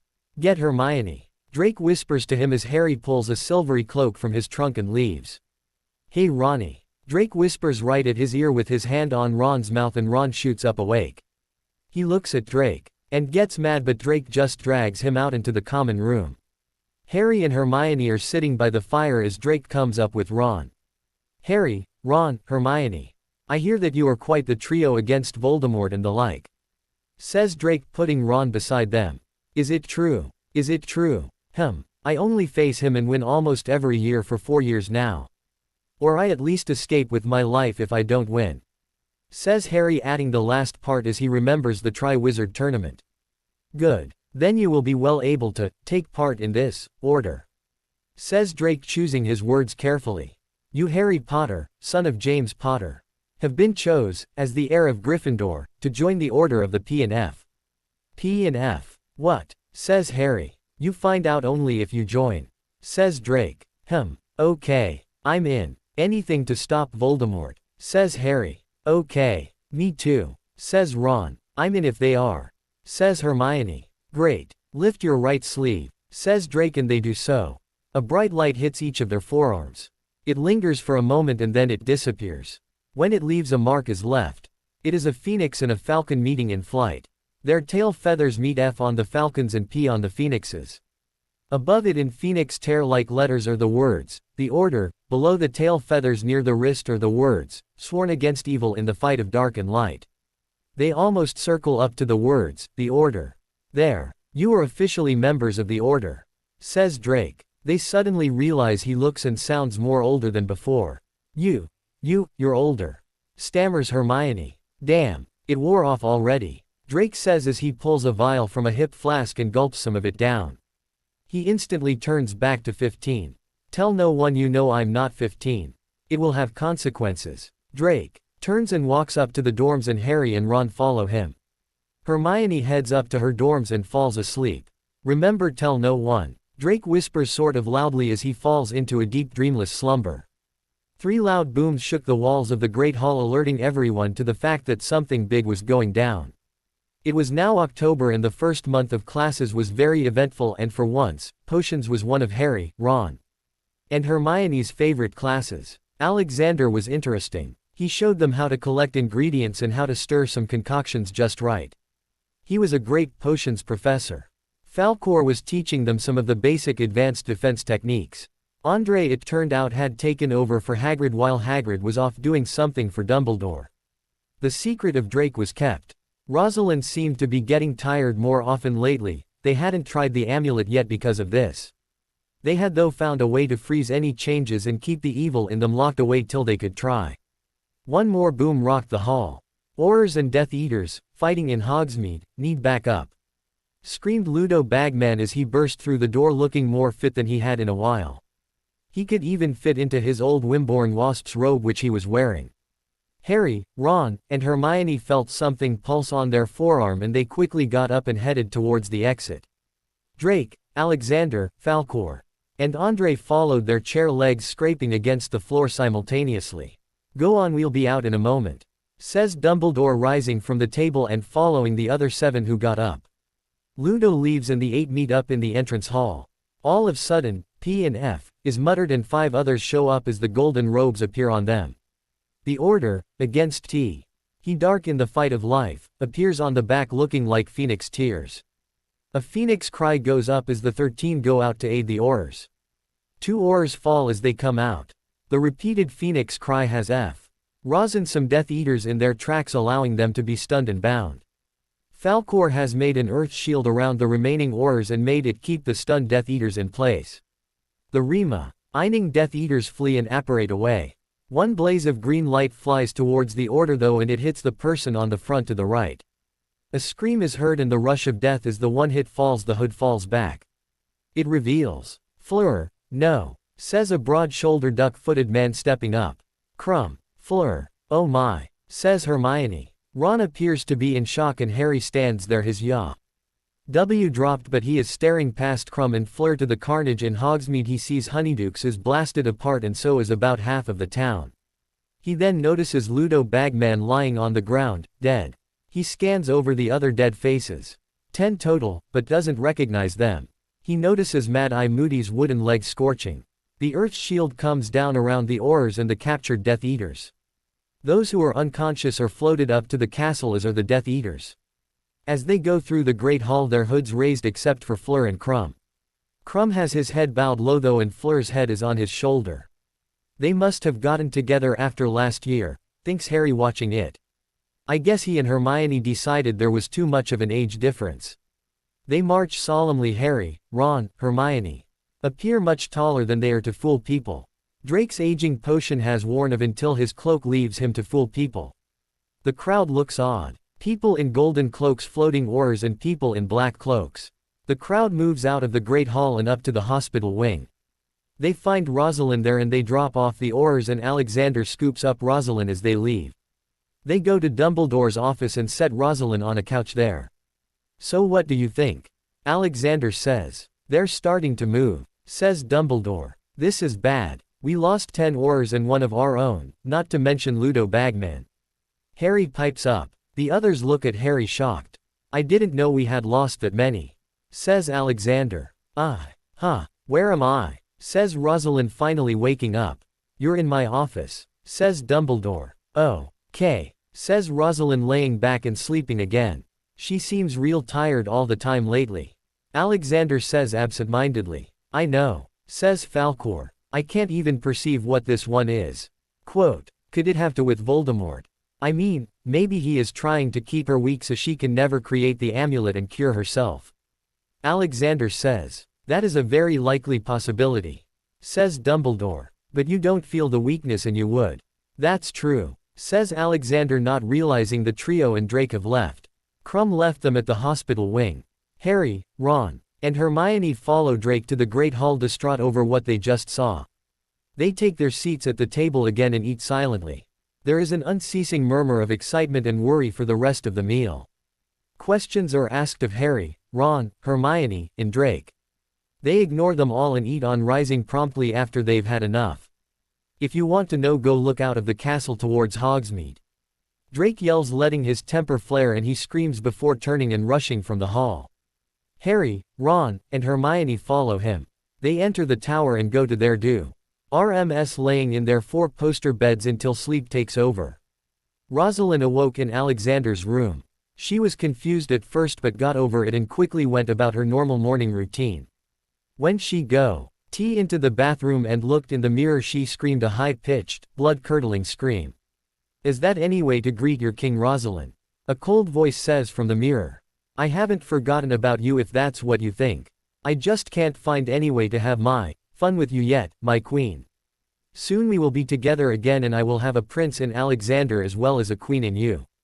He says the words, "my queen," in such a way it sends a shiver down her spine. His face disappears and Rosalind faints to the floor of the bathroom, where she is found 5 minutes later by Alexander and taken to the hospital wing. Harry, Ron, and Hermione were walking to Dada with Drake when Alexander rushed past with Rosalind in his arms. My, that muggle lover's git of a lover sure is sick a lot. A cold drawling voice from behind the four. Malfoy finds himself as the target for four wands suddenly, and he gets, if possible, even paler than normal. "Take that back, you half-blood worshipping piss of a person. You Death Eater scum. One more remark and you will find your 5'0" self in 5.5 feet of ice," says Drake. "Oh yeah, you and your muggle-loving, mudblood friends going to do something? I worship no half-blooded loser. I am beyond that," says Malfoy, and a smile plays on Drake and Harry's lips. "Oh, don't you know?" says Harry. "Know what?" says Malfoy indignantly. "I guess he doesn't," Drake says, playing along. "Know what?" Malfoy demands. "Voldemort, also known as Tom Mumble's last name, is a half-blood," says Harry, enjoying the deflated look Malfoy's face has, which is sweetened by the fact that Drake freezes him like that. They walk on to Dada laughing. "Even if we are late, that was worth it," says Ron. Falcor takes 10 points from Gryffindor when they walk in late. "As I was saying, we are going to begin." Falcor is cut off as a fuming Alexander walks in. "Falcor, 4 Gryffindors have messed with one of my Slytherins, leaving him frozen. Have them come out here." "What?" Harry mouths at Drake, who just sort of smiles and shrugs as they go out there. "Mr. Malfoy has just been to tell me that you messed with him," says Alexander, who looks Ike Snape suddenly, with Malfoy behind him looking smug. "Well, I say," he turns back to looking like Alexander right in front of Malfoy, who was smirking, and suddenly Malfoy's jaw drops and fear is in his eyes. "Good job. Do it again if he gives you trouble. Remember me, boy." They laugh at the second joke prank on Malfoy as he suddenly starts to shake, remembering the curse. "Kinzo," Alexander wisps at him, and he flees, leaving a little trail behind him, and Crabbe and Goyle go after him. Alexander joins in the laughing, then not realizing the class is sitting just inside the doors, staring and confused. Falcor is chuckling quietly at his desk. The door opens and they walk into the stairs of the class, Alexander having left to go to the potions dungeon. "As I was saying," Falcor says. Drake knocks on his desk like the door. Falcor glares at him and continues. "Today we will begin working on amulets and their uses." The bell cuts him off. "It figures. Homework class, read up on the importance of amulets." Later that day was lunch, during which Drake, Ron, Harry, and Hermione sat together. When they were nearly done with their meal, during which they had been talking about Draco's accident, none other than the ferret boy himself interrupted them. "Hey, this is the Gryffindor table. No ferrets allowed," says Drake. "Oh, shut up, you American prat," says Draco. Drake leans in real close to Draco and says, "I've killed before, do you want to be next?" Draco's eyes widen and he gets as pale as a ghost. "I'm not here to mess with you." "Hey, Scarhead, have you always been such a relative repellent? I mean, first your parents and then your—" A solid scraping, then a thwacking noise interrupts Malfoy as Drake and Harry both stand and punch him, dislocating his jaw and breaking his nose. "Never talk like that about my parents in front of me, you pant-pissing little ferret boy," says Harry, who delivered the shot to the jaw. By that time the teachers who saw it run down. This group includes Falcor, Dumbledore, and McGonagall. What on earth has happened here? McGonagall asks after seeing the bloody nose of Draco and hearing his yelps of pain. That, Malfoy was talking about Harry's parents, says Hermione. He was, says Falcor looking angry. Go off to the hospital, wing boy, and 50 points from Slytherin. You two will get a detention and 100 points from Gryffindor, and 50 more for your mouth, Potter, says McGonagall. Harry and Drake walk off with Ron and Hermione still angry but also ashamed. Drake, was what you said to Malfoy true? Says Hermione. Drake's eyes suddenly got wide and he paled. You heard that? Yes. I wasn't supposed to, she says. Well, not really, but since you did, I guess I can tell you three the truth since you already know one other secret of mine and haven't spilled that one yet. Drake says. Not here though. Let's go to somewhere I found. The group followed Drake up to the trophy room, and while Drake was trying to remember how to get back into the room, Harry turned to Hermione. What did you overhear? I was too busy hating Malfoy to eavesdrop. Yeah, Herm, I didn't catch it either, says Ron. Well, he said he'd killed E4, says Hermione, trailing off as Drake turns and ushers them into the secret room. Okay. This place is soundproof. No sounds can be heard from outside in here, and no sounds from in here can be heard from inside out there. Also, no one can get in as long as someone is in here. So, you want to know if the killing is true? Well, gulp, yes it is. I'm not proud of what I did. I don't claim innocence even though I was under Imperius. I don't claim innocence because I could have fought the Imperius but didn't. I suppose I wanted an excuse, a reason to plead innocence. I let my guard down once and found myself at the house of the American Minister of Magic. Drake's voice starts to break and he gulps again. He was home. So were his wife and 3 kids. Drake starts to shiver uncontrollably and Hermione reaches out to comfort him but he waves her off. I must finish this, I can't break down until I'm done. Since I figured I was there to kill them, I drew my wand and heard the little voice. Kill the minister. Kill him now. I leveled my wand with his chest and shouted the curse, fully aware of what I was doing, able to stop it as well, but all of a sudden his eldest boy, who was just out of school, leapt in front of him and took the curse. I walked up to the minister, realizing what would happen if I cursed him. Then, because of your deed, Harry, I pulled a dagger I always had on me and slit his throat and stabbed him in the chest. His wife, a Medi witch, tried to heal him but I killed her too. His littlest boy, aged 12, came up and pounded on me but I pulled the knife across his throat and he collapsed. Apparently I lapsed again after that, and whoever was cursing me must have been watching. No witnesses, it said. So I turned on his 5-year-old daughter and struck her down with the killing curse. I fled out of there but watched the house and realized the whole family wasn't dead. He had a daughter, eldest child of them all. She was 24 and she came for a visit to find her mother bleeding and dead, her youngest brother with his throat slit, dead and in a pool of his own blood. Drake, who was sitting on the floor, started rocking back and forth. Her oldest brother dead clean. Her dad lying in a pool of his own blood. And her young sister lying dead like her brother. She let out a moan so piteous and grief-filled I went up to her, gave her my wand, and knowing she would be the next Minister of Magic, I turned myself in, crying like I was too. She did something after noticing my remorse. She was a sweet lady, and discovered that Imperius had been on me. She said I could go free because of that, but I said, no, I killed a family, I deserve whatever I get. She took me in to have me tried and they were lenient and gave me 5 years. I was 20 then. You all would have been 10 to 11. I still can't believe she was so nice. I killed her whole family and she got me off with 5 years that turned into 3 and 2 probation. Alexander took complete charge of me. I guess he wanted anything to take his mind off of Rosalind then. He straightened me up and helped me find and hone my ice skill. Drake broke down then and sobbed a piteous, remorseful sob. So, be full of emotions as mixed as they were.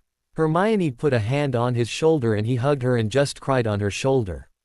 Hermione patted his head in a caring, careful way. Drake let it all out. They were there for around half an hour. They were glad they didn't have afternoon classes that day. I didn't deserve that lady's kindness. I should have been executed or given the kiss. I didn't. Aunt never will deserve the kindness she showed. If she would have known I could fight Imperius. Drake chokes off again and tells them to leave him be. They pick him up and drag him out. No, we will not leave you in a room we can't get into with you thinking like you are, says Harry. They drag him up to the dorms and set him down in his bed. Seamus and Dean saw them and when they came back down asked what was the matter.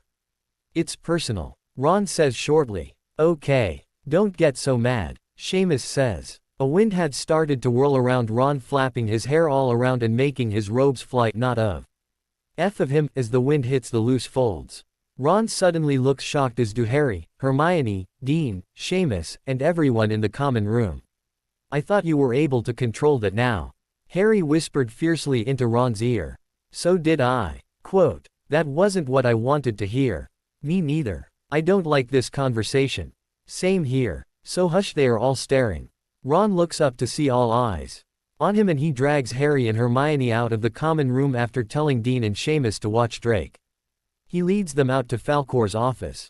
They bust in on Falcor, Andre, Alexander, Sirius, and Remus meeting. Sorry chaps, but we have a problem. I accidentally flared my powers, and Drake is seeming a bit unstable. Alexander's eyes go wide. He told you. Yes he did, says Harry.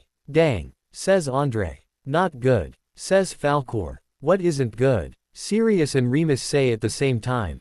Nothing, everyone else says. Sorry. The two say. Why did he tell you? Says Alexander. Hermione. Everyone looks at her. Overheard a comment he made to Malfoy.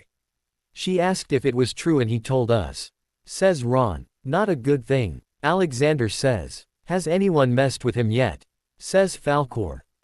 Well, I told Dean and Seamus to watch him. I don't think they would have messed with him though. Says Ron. Go check, says Alexander. Ron, Harry, and Hermione go out and run back to the common room.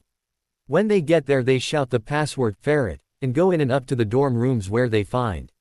Oh my, says Hermione. Whoa, says Harry. Holy, says Ron. They walk in to see Drake, hanging from his head in ice out of the window like he is trying to suffocate himself, and Seamus and Dean frozen in their beds. Hermione conjures a fire to melt the ice while Harry and Ron hold onto Drake's arms. They heave the free Drake up and bind him to his bed, making his arms inaccessible to him by having them behind him and then saying the full body bind curse. Drake glared up at them evilly. Hermione thaws out Seamus and Dean and they run to the window. Drake, says Seamus. Oh no. Seamus and Dean look over at Harry, Ron, and Hermione. Oh, there he is, says Seamus. Yay, says Harry. What happened? Well, we came up here to do what you said and we found him about to hop out of the window. We yelled no and jumped at him, but he did something and we were in the full body bind in each of our beds. Then he waved his arms at us and we were frozen and watched in horror as he hopped out of the window, and then we saw ice reach up and hit the windowsill sticking fast. We figured he was suffocating himself or going to let it melt and him fall. We tried to get out of the ice, but since we were in the full body bind that didn't help matters.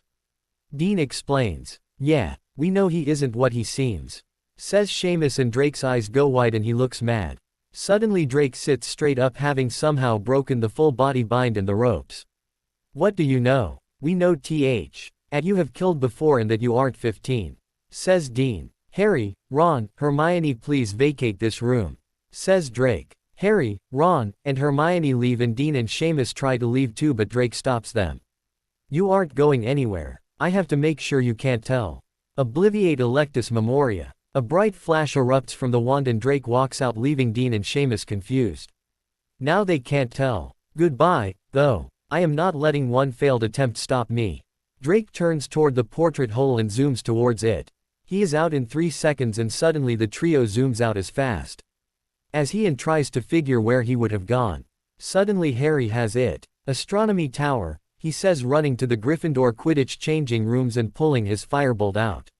He hops on and zips off, leaving Ron and Hermione staring. Harry looks up frantically, speeding towards the tallest tower. The Astronomy Tower. I hope I'm not too late, Harry thinks. Geronimo. A voice, Drake's, yells. Shoot. Harry thinks, zipping toward the tower, diving lower. He gets there and Drake has fallen 2/3 of the way down.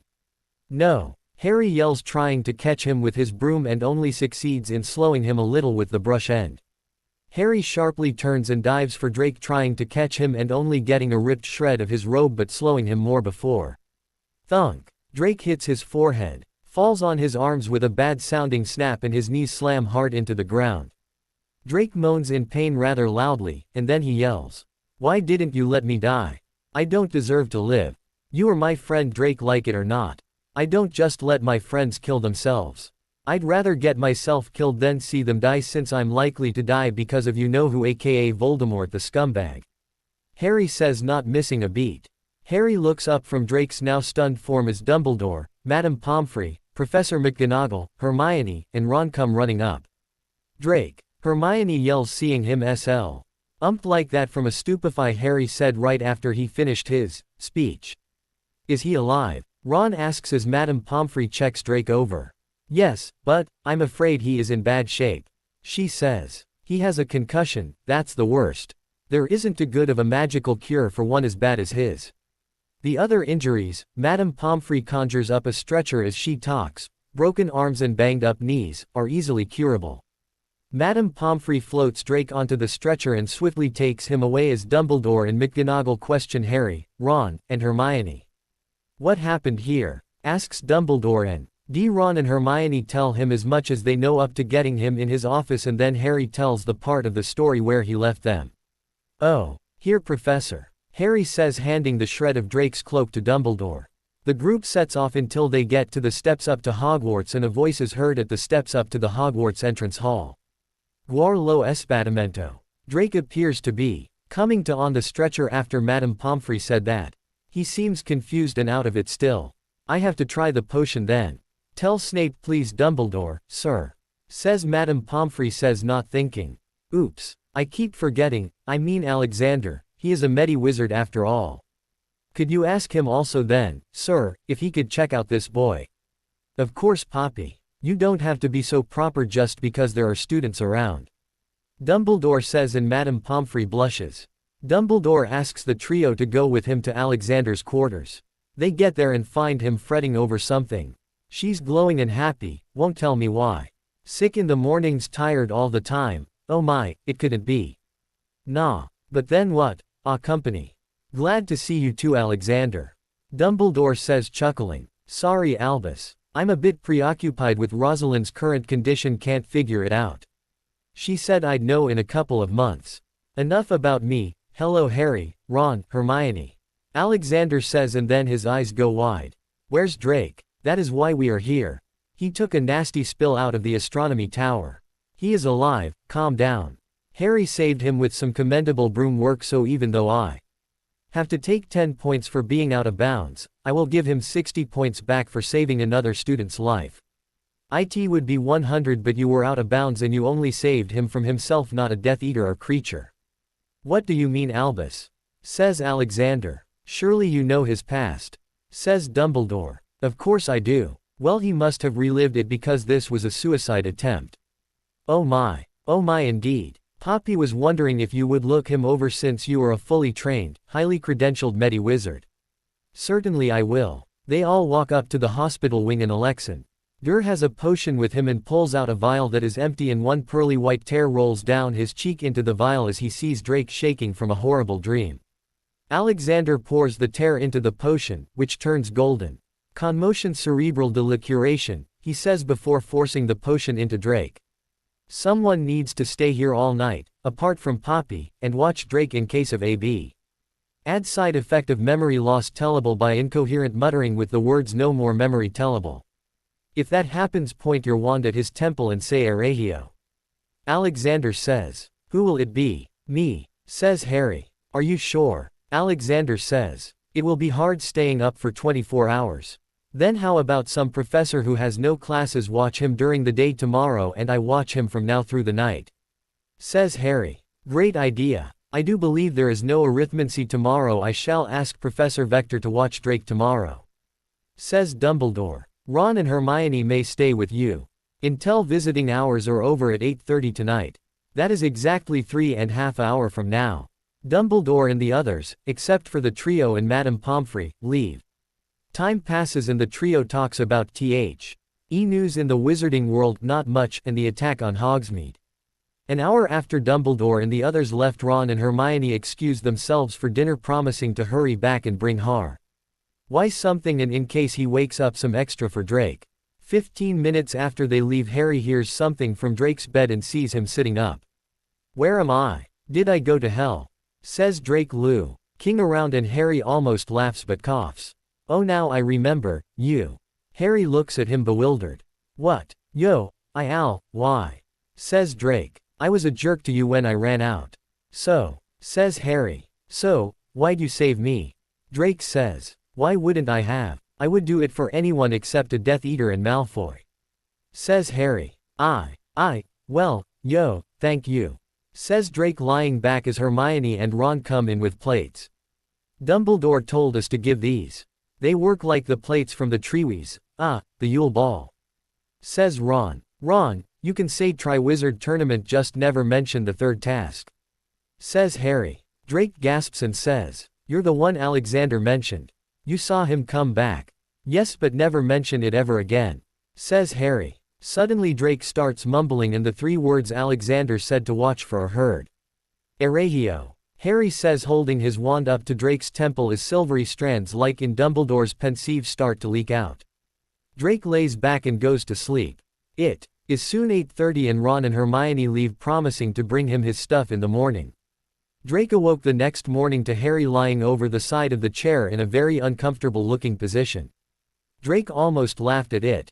Harry was leaning over the chair rail, seemingly on his kidney. "I can't believe what I almost did. If Harry hadn't have come along." "Don't think about it, Drake," Drake thinks to himself. Harry wakes suddenly, still in the painful pose. Oh, did I fall asleep? Did Drake lose his memories? "What the?" Harry says, still leaning and seeing the world sideways. Drake can't help it now and laughs, giving away that he is awake. "You might want to try sitting up straight." Harry laughs too. "Yeah, that might work." The two laugh for a couple of minutes as Harry sits up. "Oh, that's gonna hurt for a day or two," says Harry, feeling his side. "Serves you right falling asleep like that," says Ron, giving away that he and Hermione have been in the doorway for a few minutes. Ron and Hermione walk in, carrying Harry's stuff and grabbing him. "Come on, it's time for Transfiguration. McGonagall will kill us if we're late. You have to stay here though, Drake. We'll bring you lunch." In other parts of the castle, trouble was brewing. "Got to wait until that Prat Phoenix is gone. Won't be too long, he has class," thinks the Watcher, waiting. "Glad I got a lot of that dope's hair." Figure waits until Alexander leaves and takes another swig from his hip flask. "Hello, Rosalind. How are you this morning?" says the figure. "Hello, Falcor. I thought you had classes this morning," says Rosalind. "No, this morning is free for me," says Falcor. "I've been meaning to talk with you. Let's go back into your room and relax." "Sure, follow me," says Rosalind, thinking something is strange. Didn't Falcor just come by to say he had extra work? Going well so far. I hope she doesn't get suspicious before I can finish my job. Imperius won't work anymore because her fiancé will know, thinks the figure. "Sit down and relax." "Okay," she says, sitting down and relaxing. She is way too trusting for having been through what she has been through. "I almost feel bad about doing this." The key word being almost. He thinks, waiting for the perfect moment. "Ipnasi. Drat it. Ale." Rosalind thinks just seconds before the phantom pendulum starts swinging in her mind's eye, ruining all other thought. "I serve Voldemort. I am his queen. I am loyal only to Voldemort. Nothing else matters. I must finish my transformation. Take me to our master, Sergio. Perfect now to set it for a moderate time," he thinks. Regoli moderata. Alexander stops in the middle of teaching his second years how to properly remove the spleen from a frog, and his eyes go wide. "Is there something wrong, Professor?" asks a tiny boy in the first row. "Creevy, can you watch the class? Dennis, I need to go into my office for a moment," he says. "Of course, Professor," he says, standing up in front of the class. Alexander walks into his office through a passage right beside the door of his room. He tosses something into his fire. "Dumbledore. Code green." Dumbledore pops his head in through the fire. "Green, Alexander." "Yes, green. Seal the entrances now," he says. "Okay." I don't know every secret passage though. Who would? Ah. Fred and George. They are in Falcor's class, you know how to get there fast, threatened T. Hem with expulsion and Azkaban for refusal. I will have an all alert Andre on the grounds. Says Dumbledore, and Alexander hurries off. Falcor is poring over some notes as his 7th years take a coup. Is when a knock shakes him from his reverie. Come. Alexander barges in. Falcor, code green. I need Messrs. Gred and Forge Weasley. At once. Says Alexander in a whisper to him. Fred, George, go with Professor Phoenix now. Says Falcor. Alexander walks past the desk they are sitting at with their other friend Lee. They don't seem like they are gonna get up fast enough, so he heaves them up by the shoulder and runs them out. I need to know where every secret passage out of this castle is. Comply fully or get expulsion and Azkaban. If the fellow escapes anyway, you will test it with a strong Veritaserum from my stores. Got it? Yes sir. Follow. Also alert Honeydukes to watch their cellar very close. Says Fred. Alexander croons Phoenix song and his Phoenix appears. Alexander makes a letter fast and sends it to Honeydukes, also describing Rosalind. Fred and George explain the Whomping Willow is guarding one as they lead him to the statue of the One-Eyed Witch. Trebes Firmament. Says Alexander, tapping it. The only other one we know of that Filch doesn't is caved in. Says George. Take me to every one you know of, even that one. He says. They take him to all the others with him repeating his spell. Good job, off to your class now. Fred and George hurry off as Alexander runs to his office and uses the fire to call Dumbledore again. Dumbledore appears and Alexander gives him a status report. Great Alexander. I have had house elves seal the front doors, the gates, block the edge of the forest, and stand guard at the entrance to Hogsmeade. No one gets in or out of Hogsmeade today unless they can prove who they are, for I have extended the anti-apparition wards to the farthest edge of the village and am having it periodically checked by a team of Aurors luckily in town for a conference. No one should get out. Did you block the Whomping Willow? Says Dumbledore. That's great. No, I didn't. Who can get past it? Alexander asks. The werewolf it was made for, 3 of his friends, 3 students here. Madame Pomfrey, and myself. Perhaps others have figured it out, as one of the 3 friends of the werewolf is a duh. Says Dumbledore. She. Alexander starts running out of the door, yelling for Dumbledore to meet him at the Willow. A few minutes later, Alexander and Dumbledore are at the Willow. How do you get in this thing? Poke the knot on the trunk there. Say. Dumbledore, drawing a long stick in the air which suddenly materializes, and he hands to Alexander, who is looking for a stick. Use this, I must go. Alexander pokes the knot and hurries through the passage. He gets close to the end and stops, opening his cloak and pulling a vial of liquid from it, then gulping it in one and becoming silent and like his surroundings. He steps up in the area and crawls around the lower floor, looking for anything to suggest someone living here or having been here. Then he creeps up the stairs, going in and out of the rooms until something is wrong. Something is up with Alexander. Says Drake, sitting up in his bed. Poppy, get Dumbledore. Now. Drake waits and Dumbledore appears. Sir, something is up with Alexander. Don't ask questions. Living with him during that time of his life sort of bonded us. I know something is wrong. Where is he?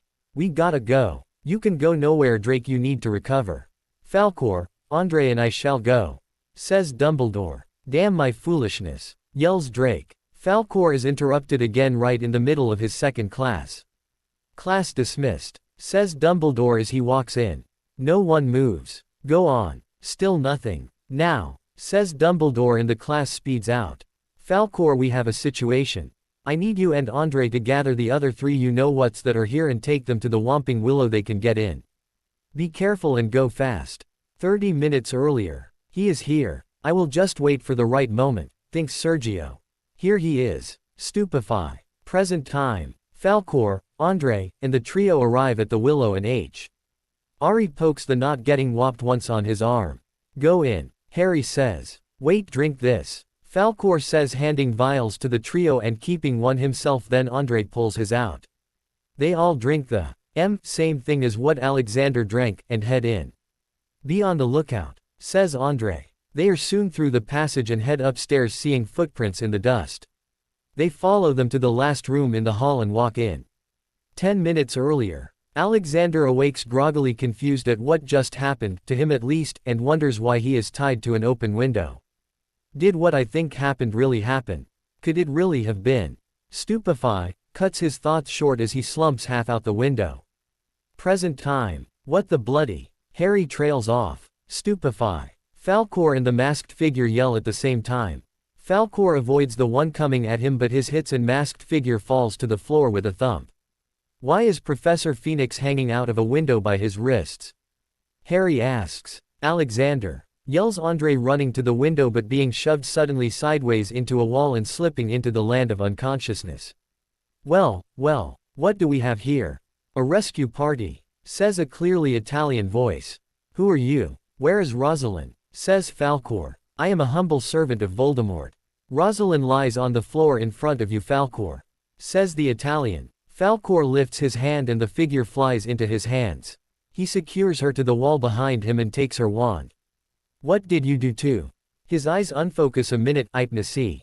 Falkor suddenly waves his hand at his head, and then at the trio and then at Andre real fast. He then suddenly grabs his head very tight. He growls and pants and shakes his head, literally with his hands. He looks up holding his head in the V. Ice grip still and his eyes are rolling around in his head. He shakes his head no. He flings his head back looking like he's going to hit Rosalind but veers over at the right moment and smashes his head straight through the wall. He pulls his head out looking odd, his eyes rolled back, all white. He shakes his head no again and flings himself into the concrete wall. Andre hit the other was hollow W. Ood, and he slumps down, his eyes turning normal and staying open but seemingly unseeing. Now, I have made him break himself so he wouldn't hurt you 3. The master wants you, Potter. He thought he want you dead but he thinks maybe he doesn't. He will not take no for an answer. You join him of your own will, or you join him against your will. Either way, you will join him, says the Italian. No way. Never. I am now, always have been, and forever will be a follower of the side of light, says Harry. Might I know your name though? I hope this stalls him. I am Sergio, the Italian says. Hello Sergio, says a voice from behind. Sergio's eyes go wide as he turns. During the lapse of attention, Ron surges forward and does a tackle Falkor taught them. Sergio is totally caught off guard and he slams into the ground hard. His wand goes flying towards Falkor, who still has the blank stare on his face yet reaches out and snatches the wand up in one move. Falkor shakes his head hard a couple of times and finally looks like there is someone home. I think I knocked him out, says Ron about to get up. Don't get up, Alexander says, grabbing his wand from a freshly unmade bed. I know he's knocked out cause he isn't moving an inch, his breathing is bad and, what happened to your face? Says Ron staring at Alexander. So you noticed, Alexander says. Do you like it? Alexander smirks as he drags Ron up with one hand and forces him up and against a wall on the opposite of where Andre is unconscious and Falkor is standing looking still a little odd, twitching his head. Alexander forces Ron to stare into his eyes with a spell. Your eyes, they're red. Ron yells. Oh, another Einstein huh? Says Alexander, but he suddenly is dropped by a groggy Andre slamming into him like a football player.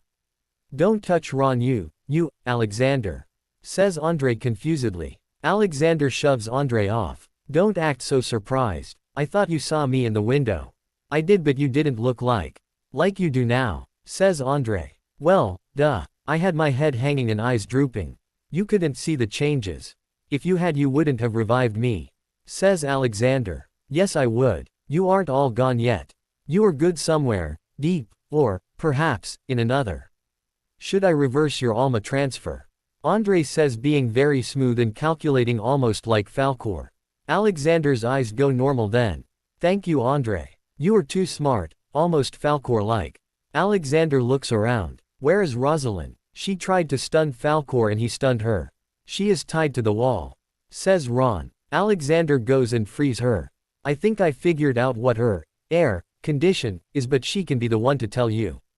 Alexander removes her mask and set her beside him calmly, then looses it and punches through the wall in front of him 4 times, twice with each fist before breaking down. Why does he want her? She isn't extraordinarily powerful. Why? Because you are extraordinarily powerful and he can get you through her. says Falkor with a twinge of regret in his voice. So, gulp, it's because of me. She looks like a female Voldemort because of what I am. Take my advice then, the rest of you. Never fall in love. Alexander says seriously. Falkor walks swiftly up to Alexander and raps him about the head with his staff. Get over yourself. Do you want to mope or do you want to save your fiancé? Your souls aren't far enough gone for the amulet idea to not work, and I think you are both finally strong enough to try it now. So what are you going to do, stay a snake face and mope and low? Say to Voldemort, or are you going to do something about it? Alexander gets up and says. Don't you ever hit me with that staff again, it feels like a rock. Okay, I agree with you about doing something, but that staff hurts. Let's go try the amulet thing. What about her? Her eyes are red. Yours still have a red tint to them, says Andre. What happened to me while I was asleep? I wonder, says Alexander. Isn't it obvious? Says a new voice. Our master used you to try to finish my transformation and therefore change you too. Rosalind, Alexander says with a sad ting in his voice. What are you saying? Voldemort isn't our master. Falkor helped me out. Did she take the mark? Asks Falkor. I was asleep for all but a minute of my time here. Says Alexander. Not that mark. Says Falkor. Oh, yeah, she took it. Says Alexander. Then touch yours when I touch mine and do a call. By the way, he put hypnosis on her. Says Falkor as they touch their marks ready to do a single person summon. He did. Sergio. Asks Alexander. Yes. Did you put the mark on her left forearm as I told you before? Says Falkor. Oh, that little Italian, yes I did. Says Alexander. They then finally do the which makes Rosalind scream as it reveals the dark mark and causes a lot of pain as the two symbols seem to fight for supremacy and her allegiance. Since she would have made the dark mark fight harder, they had to stupefy her and watch her thrash around on the floor. It got so bad Alexander clutched his arm as tough he was in pain, although he might have been through his link with Rosalind.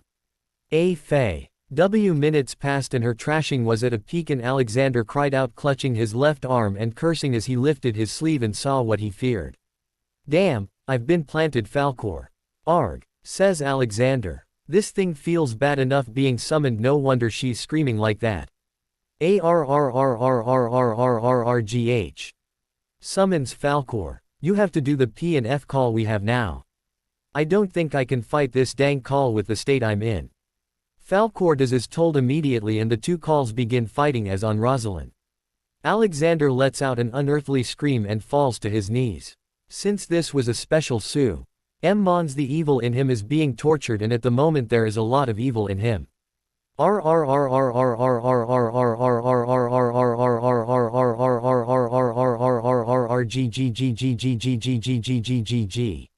He screams. Falkor put a stabling spell on Alexander as Alexander fights for the P and F symbol while doing a special summons to Rosalind which doubles the efforts of the good in her.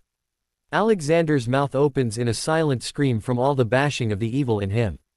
Alexander finally stuns himself after another 30 minutes, and seeing Rosalind is still fighting with herself.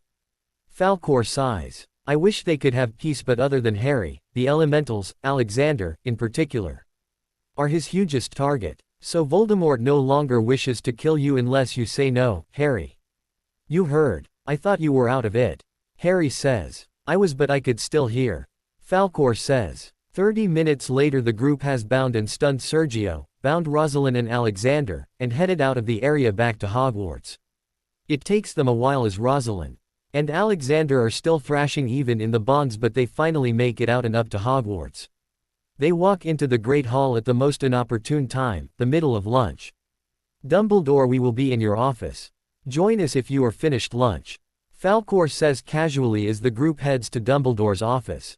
15 minutes later the headmaster joins them. Thank you, Dumbledore, says Andre. No problem, Andre, says Dumbledore looking at the three bound ones. What happened? The group explains what happened. Dumbledore looks pained at the end. I fear they might not come awake from this the same. Dumbledore says. It is no coincidence that he called them when he did. He knew that the Surge could perhaps win them over. I fear he might win this battle. Don't talk like that. You don't know them. Alexander is stronger than this, says Andre. Yes, he is, I know. I just fear with the only part of his soul that is, of yet, untouched being in his fiancée he might not be able to fight hard enough. His mouth has opened huge in a silent scream 5 times in the past 2 minutes. It might take its toll mentally as well. Rosalind is calming, unbind her and revive her. They do so. And Rosalind thrashes once more before calming down. She opens her eyes slightly and looks around.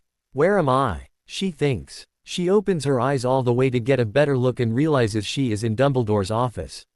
Why am I here? Whoa, what in the heck is up with those eyes? Andre thinks. It's worse than I thought.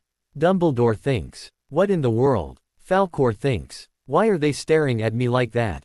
What did I do? Where have I been? I feel like I got hit by a truck. Rosalind thinks. Rosalind, says Dumbledore. Yes, Rosalind says. Do you remember what has gone on this morning? Dumbledore asks. No sir, I don't really. Only bits and pieces. She says. Where's Alexander? He is over there. Don't look though, he is fighting an inner battle. Dumbledore says. Is this what hell is? A never-ending torture. Alexander sighs. My heart is tired. This battle that rages in another realm, the illness it brings, a mark is placed in my soul, the prize. Alexander thinks as he watches inside himself the battle of the phoenix and falcon against the skull with a snake tongue. How did it come to this? Love. Love is a crazy thing. Hate it when you lose it, can't live without it once you've had it. Suddenly an image of Rosalind appears amid the battle. Both sides of Rosalind, and then both sides of Alexander. You must choose. It is your choice as your soul is amid the two of you. The catch. You have to choose a certain Rosalind and then you must follow. A voice booms. Alexander walks forward into the battle to choose his true destiny. What's going on? Why is he like that? Rosalind asks frantically. He is fighting for his soul. Dumbledore says. I believe he is near decision. Look at the look he has on his face. A sort of peace mixed with finality and determination. I hope he gets it the way he wants. As he ventured closer to the two Rosalinds, both calling out in their own way, the battle between the two symbols increased and suddenly the skull grew flesh. And became Voldemort as the falcon turned to Falcor, his soul brother, and the phoenix flew down to the good side of him. The body he was in currently is the in-between hell state Voldemort must have went through. He watched intently as Falcor ripped at Voldemort with talons he retained from his falcon form and Voldemort lashed out with the snake tongue. A battle of good and evil. Or is Voldemort. RT would say power and those too weak to seek it. The battle raged in a blinding flash of light and in the next instant Alexander could see again and he knew who won. Ah, he is finished. We will find out soon then. Dumbledore says, looking at the stupefied Rosalind who had become too hysterical. Alexander stirred. Alexander saw both down, but he still knew his destiny. He was destined to be intent. Ionel blank, so he walked forward to the Rosalinds and chose. Ah. Alexander groans and opens his eyes. What the? Alexander, you are awake. Would you kindly open your eyes all the way? Dumbledore says. What an odd request. Sure. Alexander opens his eyes all the way, revealing a pair of dark brown eyes, and Dumbledore breathes a sigh of relief. Dumbledore revives Rosalind and instantly hates it. Rosalind has half changed. I can explain this. You see, inside of me the Falcon of P&F, turned Falcor with talons, fought the Dark Mark, turned Voldemort with a snake tongue, fought for my soul. And hers at once, since they were connected. At the end of this battle there was a blinding flash and they both were down, both still alive but to win either way. Well, the Falcon, Falcor beat Dark Mark, Voldemort in the battle for my soul, and the Dark Mark, Voldemort beat Falcon, Falcor in the battle for Rosalind's. As a bit of my soul is in Rosalind, she only half changed. If we could make the amulet soon we could save her soul in her, Alexander says. Alexander is soon in his private quarters sitting in a secret room. The room is circular with no windows and one oriental high-backed chair which Alexander is sitting in it. Most of the space in the room is occupied by a huge floor-to-ceiling unbreakable glass cylinder. He sits there for hours. He even misses dinner. Alexander sighs oddly, watching the two things floating in the cylinder. He stares at the big clear crystal heart which takes up most of the cylinder. Half of it has turned to a transparent black, the other half a glowing, transparent gold. Floating in the golden side was a smaller clear crystal heart, the source of the glow, with a flame-shaped emerald inside. Floating in the dark half was a clear crystal heart, source of the darkness. With a formerly pearl-colored bouquet of roses, now black, shaped from pearl. Alexander stares hard at the darker side in the small heart. He notices that 2 of the 10 roses are still white. What? How can this be? There must be a chance then. Alexander bolts up and exits the room to his office, then from his office to his living quarters. He finds Rosa. No, he thinks to himself. No, it's not right to think of that as Rosalind, though Rosalind is in there somewhere. Hello, darling. Rosalind sneers. Hello, love. Alexander says seriously before kissing her. Grr. Rosalind growls. What does that bird brain think he's doing? Rosalind thinks to herself. He knows I don't like him anymore. The end. Thanks for watching. Also remember to subscribe and like this video. See you in the next video.